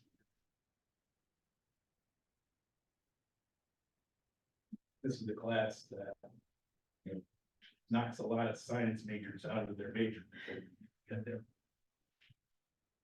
It was a hard. However, Larry's family, like many through no fault of their own, not well off, and he never got a shot at going to college full time. Started working odd jobs and eventually received an associate's degree, became a technician. Was able to make a living, and he was also able to get back to living in the neighborhood he grew up. But while even renting modest housing, it often isn't enough being a smart, employable technician to provide a lot of margin in your life. So today, my friend has used the services that Lisle Township has to provide, including general assistance and the ride program. And being now the appropriate age, I'm sure he would have also used senior citizens programs if they had canceled. Currently, Larry's car has big problems. And to tell you the truth, you really can't be driving anywhere because it's cancer diagnosis and lack of energy. But he can and does attend to daily activities like doctor's appointments and grocery shopping. Retaining or even improving the low-cost Lisle riding program would do a lot to keep him and many of our less fortunate neighbors moving. You should not be trying to recoup from these users all the expenses of the ride program. Thank you, Marion. Well, as many of the trustees know, since I talked to them, I was really wanted this ride share program, this ride program. I actually ran for supervisor in Downers Grove Township. And the number one comment at every door was transportation. We need transportation. And this needs to expand, not only to seniors, especially if you want to recoup your costs, you're gonna have to bring it to low income. A low income household. You're gonna have to bring it to students. But this is a gargantuan effort if you really want to get your costs you are going to have to, each trustee, I would say, should commit themselves to doing that outreach, and you as well. You know, each trustee and their supervisors should be going to churches, should be going to schools, should be going to old people, you know, old people. I'm an old people, but what am I talking about? I'm a senior, whatever. But, you know, going to, you know, care facilities. Because this is an issue that you even see in a middle class home. I went to middle class homes where the woman or the husband did not stop working to take care of their senior parent. They need to be the caregiver because they found it too costly and too difficult to get caregivers to their home. Uber was their entire pay for the day. So something like this could go to caregivers and home givers.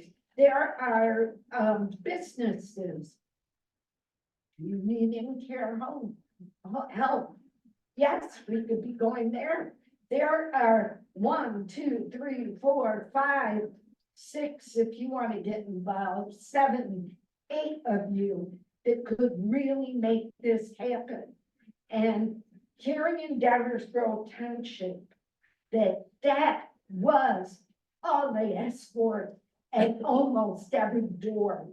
They said, make township, you know, services worth it. Just make townships worth it. And I believe that you, all 8 of you, if you want to get involved, can make that happen. You just have to step up to the plate. And that's all I have to say about it. Thank you. Thank you. Clark? I'll make one anticlimactic remark, and that is, I don't know what other townships have had experience implementing programs like this.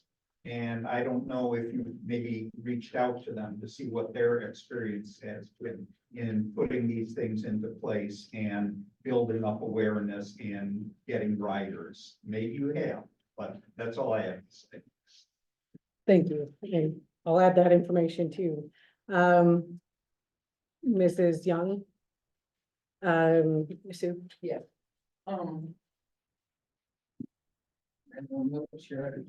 So, I'm freshly retired, I'm too quickly. Freshly retired, so I might need these services, but I have no family left in the area. Okay? I'll be right now. There's 2 things. Do we keep track of the calls that we're not able to fulfill? Because that was all statistics that I think we saw of what we did. But are the people calling in and, oh, I'm sorry, we're full for the day, we don't have these? Is there some log you're keeping? I'm such a data person. This isn't complicated, it's just a check in a box somewhere where you just go, they called in, we couldn't help them. Now, that would indicate an improvement or an increase in your ridership that you can't fulfill. The other thing is have we figured out if we actually lost some of these people because they were left at appointments, they were not picked up. They may have lost faith in the program. And so they're out there cobbling something else together instead of using this. So we might have lost some regular users. And did we do any follow-up? Because I'm sure we keep some amount of records to know who used it and who isn't using it anymore. And maybe a little follow-up with them might restore their faith in the program if we can kind of get these kinks worked out. That's it. Thank you. Claire? Yes. Claire Goldenberg. Yes, I do keep records because in order to participate in the program, you have to fill out a form, so that's easy enough to follow up on. You guys seem to be so focused on expenses and percentages of who uses it and how much it costs per capita. How much a percentage of the township services should not really dictate whether or not you provide the service? How much do you do we spend on general assistance compared to how many people in the township use it? Do you guys squabble about that? I don't think so, and you shouldn't. The same is true for this program. This is a service that you're providing to the least among us. I've heard you say this over and over again. This is a service you provide to those who need it. Whether you and I ever need it for ourselves. Same thing with general assistance. You and I may never take advantage of the general assistance, but that doesn't mean the township should not have it available for those who need it. So let's not quabble about the percentage of the cost of this program. It is a service that the township must provide to our residents. And the trustees, look at me when I say, I will not fire anybody. I will not fire anyone. We will not cancel this program. So no, I do not trust you that you will not do this. And you shouldn't either. So you hold them to the fire. This program better not go away. I will, so yeah, you can shake your heads all you want, but yeah, we are no longer having a senior services person or operations manager who you promised us in not one, but 2 meetings that you would not let them go, but yet they're not here anymore. Another thing you might want to do for this program is when you're trying to advertise it to the population is put an environmental spin on it. There are many people in this township who might be able to do away with the second car if they had more transportation available to them. And also possibly expand this program to other townships. I actually utilize the service for my mother-in-law, who I realized just recently lives not inside the township, but you did pick her up anyways. She actually lives in Downers Grove Township by like 3 blocks. So if you could expand this with the other townships, because like my doctor is in Downers Grove Township, but maybe I could use it because my car broke down. Or just maybe I could go down to 1 car in my household because I wouldn't need it, because we have 2 cars and most of them sit in our car and our driveways all day long, all week long. So an environmental spin would be a really good idea. And I think that's all I had, but really, we cannot let this program go. Expanding it is the way to go. And don't think about the cost, think about the least among us. Thank you. And I wasn't sure if Mrs. Trowbridge had a chance. Okay, and then online. As a citizen. And online, I can see there's 3 people and we still have a bunch more public comments to get through. So I want to make sure that everybody gets a chance. Does anyone online in the Zoom audience want to have a public comment? If so, unmute yourself. Lisa, Lori, or Xavier? Yeah, yeah, hello. Hello, my name is Xavier Duran, and I'm speaking on behalf of myself and not my employer. I just want to, voice my support for the Lisle Transport Services. I know my colleagues use them, especially for their medical needs on medical transportation, and I've seen the impact that it has on their life. So, understandably, I just wanted to voice my support for the program, and I think this is attributed to, I think, J.D. Rockefeller, although don't cite me on that, but I think he once said, on top of doing what is right, say that what you're doing right.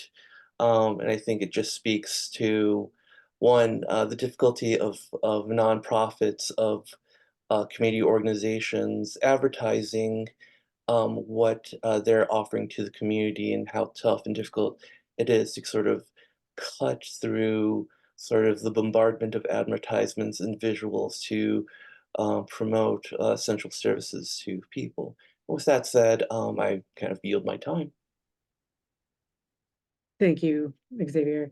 Lori or Lisa, did you want to add anything? I can just jump in. We're listening in and in support of John and Angela McCurdy as well. have certainly seen the impact that having the rides available for John has made for them. And also the impact when the bus was not available, when it was broken. So it's a great program. Certainly hope that it does continue. And I think there's been some great ideas for helping improve and increase the ridership for more people to be able to appreciate it and use it as a service. Thank you. Thank you. And Lisa, did you have anything? Okay, and then we also have two more forms of ways that people left public comments. And some people actually were here in the audience, so I'm not going to go through their public comments. I'm just going to take the people that were not here. Mayor Gail, please don't short services for the people who have great need for them in Lisle Township. We seem to be in good fiscal shape. Why would we be in stingy when many people have immediate needs that they have trouble meeting themselves? Next was Chris Patterson. The reason townships exist is to help those residents through our collected township taxes when they cannot find help anywhere else, especially since we have been through a once in a generation pandemic that has affected everyone. There is more need. I repeat, there is more need. Let's come together, get a clear look at the budget and move forward with providing enhanced services to the truly needy. There's one more. Go up. So that was No, Mark, up. John, You're right. and, oh, sorry, just kidding. Thank you, Sue. This is from Nancy Stasek. I support our township supervisor. As the whole community, we voted by a substantial margin to tax ourselves a very small amount to support better mental health services through a 708 board. This passed by a large margin in a binding referendum. Many other townships have done this too to serve their citizens. As a township, we serve our community not just with roads and disposal services in unincorporated areas, but by filling in the gaps to assist people with social services too. The township has long provided food and other assistance. I'm thinking 40 years and more ago when my father-in-law received cheese, butter, and some of the other staples from the township for those below the poverty line. Helping those in need is something responsible townships do, and also assisting people to find jobs, access senior services, and more. Since the old township building was condemned because of black mold, there needs to be a decent place for the township employees to work and for meetings to be held. As I understand it, our supervisor has saved the township enough in expenses that we have a significant amount already in the bank to construct or buy a new township office. It would be a good investment and make us proud. Thank you. And then we have sorry, I was taking a little bit of notes there. This was a letter written by Nancy McCourt. I am sending this email because I heard the Lisle Township currently offers a ride service for disabled and seniors, but is considering discontinuing the service. I only heard about this recently when a coworker uses the service for her husband, who is in a wheelchair and relies on it heavily so she can have him transported for his needs while she works to support her family. If the reason for considering discontinuing the service is because it is underused, that might be because it is a service most people are not aware of. As far as my family is concerned, from the beginning of December until a couple of weeks ago, we might have used the service if we were aware of the program. My husband had surgery at the very end of November, requiring him to go to the physical therapy twice a week in Lisle. He tried to make his appointments for when my son or I would be able to drive him to his appointment. When I wasn't able to take him due to my schedule, I checked with our son if he was able to take my husband to his appointment. That meant having my son drive over from Oswego. If we knew about this program service, we might have not worried about my husband's schedule and set something up for him to go to and from his physical therapy appointments with your service. I understand many people in Lisle Township have the means to have someone in their family, friend, or neighbor to help them get to and from places, such as appointments, but that is not always the case. I know some people would consider the program service extremely helpful. A very good example Although it is out of the township jurisdiction, I believe it will show the value of this type of program service. My sister's late husband was legally blind due to the complications of diabetes. My sister found she had some problems seeing, which turned out to be cataracts. Her husband was able to figure out some typed words better than she could, and she lives in the northwest suburbs near Schaumburg. I went up once a week to help her in her with her groceries, but they didn't want to take much more of my time. She didn't want to inconvenience me. They lived in an area where they have a similar program and they relied on it heavily, getting to appointments and whatever else they might need. They also relied on places that delivered. I'm sure there are other people with their own situation, which puts them into situations where they have to rely on transportation services like you have. I'm told that it is a very good service and your drivers are extremely reliable in caring for their riders. If the reason to consider discontinuing the service is due to the budget or lack of use, maybe I might make or suggest more. Inform the public of the service to the point of letting them know how helpful it can be and how large a territory it covers. Most people are not aware of what the boundaries of Lisle Township, assuming that's the service area, yes, but just outside as well. How the service might be used as far as can get people to and from stores, activity centers. The only thing I might think for sure is medical appointments with the suburb I live in. Another thought might be to work a deal or plan with neighboring townships, which might also experience similar issues. At the moment, that's all I can think of, but I hope it's enough to keep new ideas coming and find a way to keep the ride service for seniors and disabled people continuing as long as possible.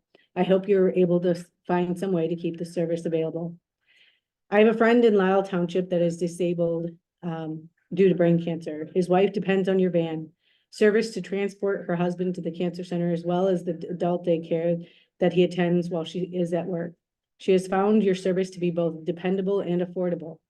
This service relieves a bit of the heavy stress that she deals with daily as a primary caretaker and income provider. I'm sure that there are others who use this service that feel the same. It is important for the service to continue so that disabled people and their families, caretakers, can give the best care as possible to their loved ones. The other services that are available have been found to be unreliable or unsustainable due to cost. Thank you for considering the importance of the service to Lisle Township. Without adequate, reliable, and affordable transportation for handicapped people, they will live a substandard life. Sincerely, Barbara Hartman. Lori, this is from Lori Trednick. I'm a resident of Lisle and have a friend who uses the Lisle bus transport to get her wheelchair-bound husband, who has brain cancer, to and from daycare services as she tries to work full-time and keep their lives strung together. I was able to see on Facebook over the last couple of weeks how when the Lisle bus broke down, she was panicking about how to get her husband transported and how other transportation options were very unreliable. She let us know this weekend that they were informed that there is currently discussion about potentially discontinuing the service. With the understanding that decisions are made for a variety of reasons, I have to at least reach out and say, I know it would be a hardship for our friends and no doubt for many other people if the service were discontinued. I personally never would have known anything about the service, but apparently it is one of the most reliable and best options in our area. Kudos to you and your team. As a Lisle resident, I want to request that before there's further consideration for discontinuing the service, hopefully our leaders will consider the number of area residents who are dependent on it. Best, Lori Trednick. Hello, I am writing in support of a neighbor who utilizes the Lisle Township Medical Transportation Service and is very happy with the service he receives from his driver, Joe. There is concern that the program may be discontinued. I see the neighbor consistently utilizes this program for transportation that just otherwise would not be possible for his wife to do alone. I am sure many other individuals also benefit from this wonderful program you are currently offering. Thank you for your time, Sarah Cabra. I'm writing to please ask you to strongly consider the negative impact that ending the village transportation service may have on residents who very much rely on this. The service has been a godsend to one family who we know well. Transport allows the father with cancer to go to an adult daycare facility while the mother can continue working. She works full-time at the Lisle Public Library and is completely stressing out about the possibility of the discontinuation of this service. Thank you for your consideration, Dan Proper. From Frank Demas. Hello, my family has lived in Lisle and Green Trails for more than 35 years. We recently heard that the Lisle Township was considering eliminating the bus service for the disabled. We know someone who uses this service and would be very incapacitated if it is no longer available. Thank you for your consideration to maintain this valuable township service.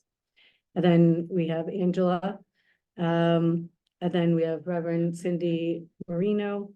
And then we have Barb Cerruti, and I don't believe she was here. I'm writing on behalf of my friends, John and Angela McGrudy, who are in great need of your transportation services for John, who has brain cancer and can no longer get around in a car. The service is so needed by the McGrudys and others too, I would imagine. I've heard that it may be discontinued, so I'm asking you to please reconsider this move as the service is of tremendous value to local families. Thank you so much for your consideration, Barb Cerruti. And then we have Ian McGrudy. I don't think he was here. I heard you were considering ending the Lisle Township transportation program. My family relies on this program in order for my father, who is very sick with brain cancer, to be able to be transported to the daycare center he can spend time at, so my mother, brother, and I can go to work. Without this program, I do not know how we would manage to continue to care for my father, who is confined to a wheelchair and unable to be moved. Services like this generate so much good for the community, and I am sure there are other families who rely on it as much as we do. I urge you to continue this program. Thank you, Ian McGrudy. And then we had Paul and Margaret, and I don't want to butcher your last name. And they were here, or you were here to speak. This was Margaret, and I don't think she was here. Good morning, I'm calling for Diane Hewitt. And so there was phone calls, and I literally copied and pasted into this document. My name is, oh, whoops, sorry, just kidding, that was Angela.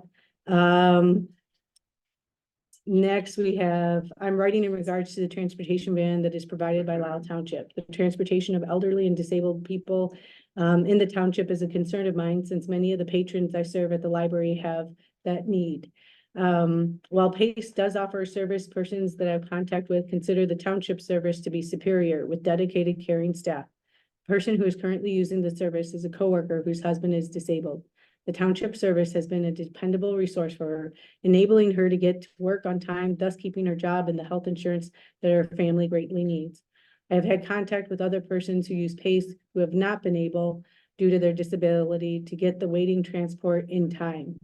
In one instance, this resulted in a fall when an elderly woman was trying to get to the PACE van. I do not feel free to give her the name, but she lived in Four Lakes. I know that many coworkers always feel secure in knowing that her driver, Joe, will show up and will safely get her husband to his daycare facility. For what it's worth, I think that the website page is somewhat confusing, also a bit difficult to navigate. Sorry. Hopefully the service will not be terminated, but given the opportunity to grow. Thank you for your time, Leah Dion. Then this is Eva Franco. I call in the morning and I call you again to explain the good service for you for pay for the transportation. The bus driving is an excellent person with my son. My son is Daniel Franco. I am talking about a wonderful lady and said the phone, Alexia. And she understands, she's bilingual and she understands her questions, and she'll call her back, give her good information. And the driver is very, I'm thinking that's good. Call me a lot for pickup, my son in the morning to go to work, because he only worked 3 hours, excellent service, and please will continue the service. For transportation for the time sounds like you, because my son is Stacia, he can work, and this is the good service for morning. Hope a lot. I will had more. I will for all the kids. Had me to go work for 1 hour, 2 hours. Excellent. So thank you very much. I pressure you. I hope so, and I hope you understand my English. So I only call you for congratulations for the wonderful service for the last transportation that the person, because my son, a wonderful man with patience for the kids. So very respectful. It's in time all the time. The lady, she answered the phone. Thank you for the wonderful service. My name is Eva Franco. Any questions, you can call me back. And then Carol Anderson is unavailable for comment due to being in the hospital, but she said that her lifespan would be shortened if the program is discontinued due to the need to affordably and securely attend the treatments she needs to have. And on that note, I just want to mention that we haven't yet collected, I think, the stats of when we can't help, but I think that's a really good question to do. I know we are booked very often, so that's a really great piece to note. The next piece that we would want to do was the other townships that have it. That's the piece that I would want to say that Winfield Township has 2 buses. They don't charge anything. Wayne Township has a program, I know. York Township has probably the most extensive program of all the townships. They have a fleet of taxis. They've had that for years, like decades. And so they have one of the most extensive services in the county.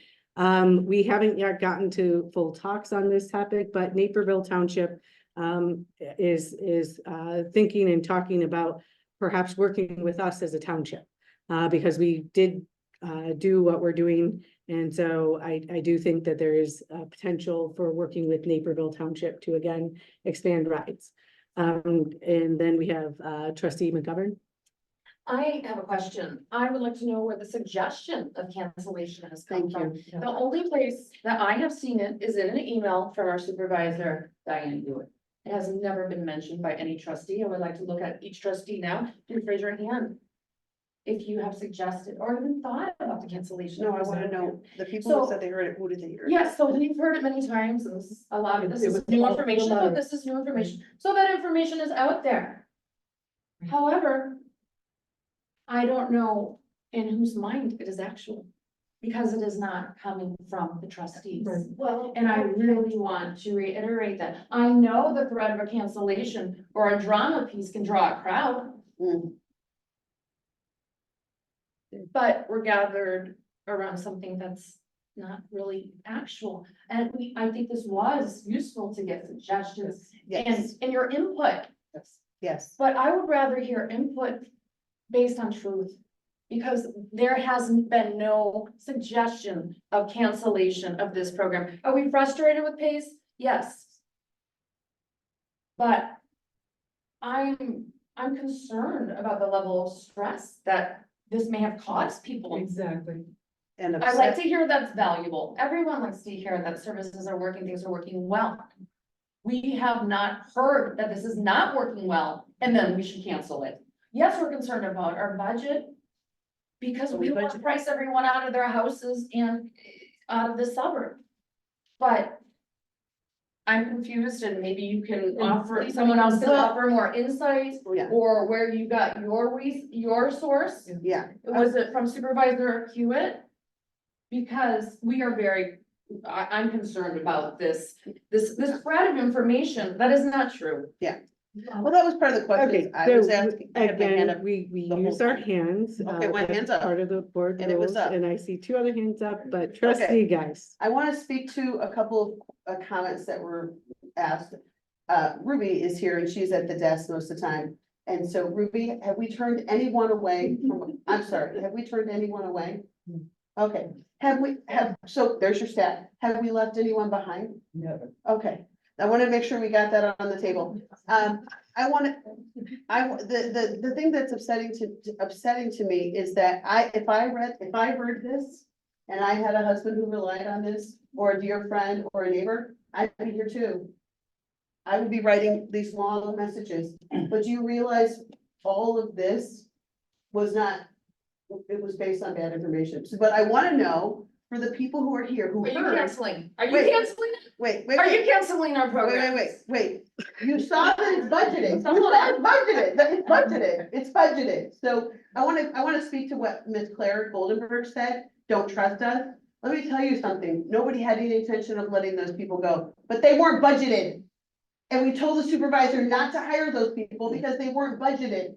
We said, please wait till we have a budget. She hired them anyway. And then when the numbers came in, we didn't have a budget.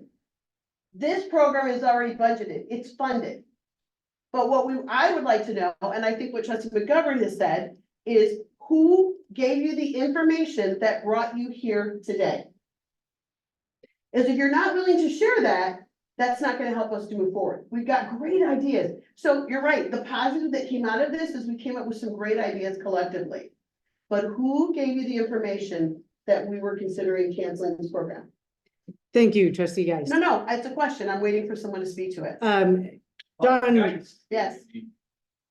Idea that this program might be canceled because Autumn Geist has lied to the public time after time, meeting after meeting about not letting go of senior services staff. That's not the transportation. Yeah. And that Trustee wasn't a Geist, lie. trustee Geist. I just Trustee explained. Geist, No, That you have caused all of this drama. trustee Geist. That is, first of all, that's just character defamation, what you just did, and I'm gonna hold you liable. I'm gonna hold you liable, Okay, because I am more than one board member here. trustee None of us Geist. wanted to let those people go. She hired them after we all sent her emails, do not hire anyone. She did it against her governing board's advice. And then when the numbers came in, because she has spent astronomical dollars on legal fees, when the numbers came in, we didn't have the money, John Brubaker. John with an H. Okay, Brubaker. So this I'm- is a public. I'm sorry, I don't care, I want it on Trustee public Geist. record. Our supervisor couldn't hold her head up in a car a couple of months ago. That's who you're trusting? This is the person who you're trusting to tell the truth? She can't even tell the truth about her legal issues right now. Sorry. We did not, no, good night, good night, good night. Yeah, you had 6 minutes to give a presentation and then didn't let us speak.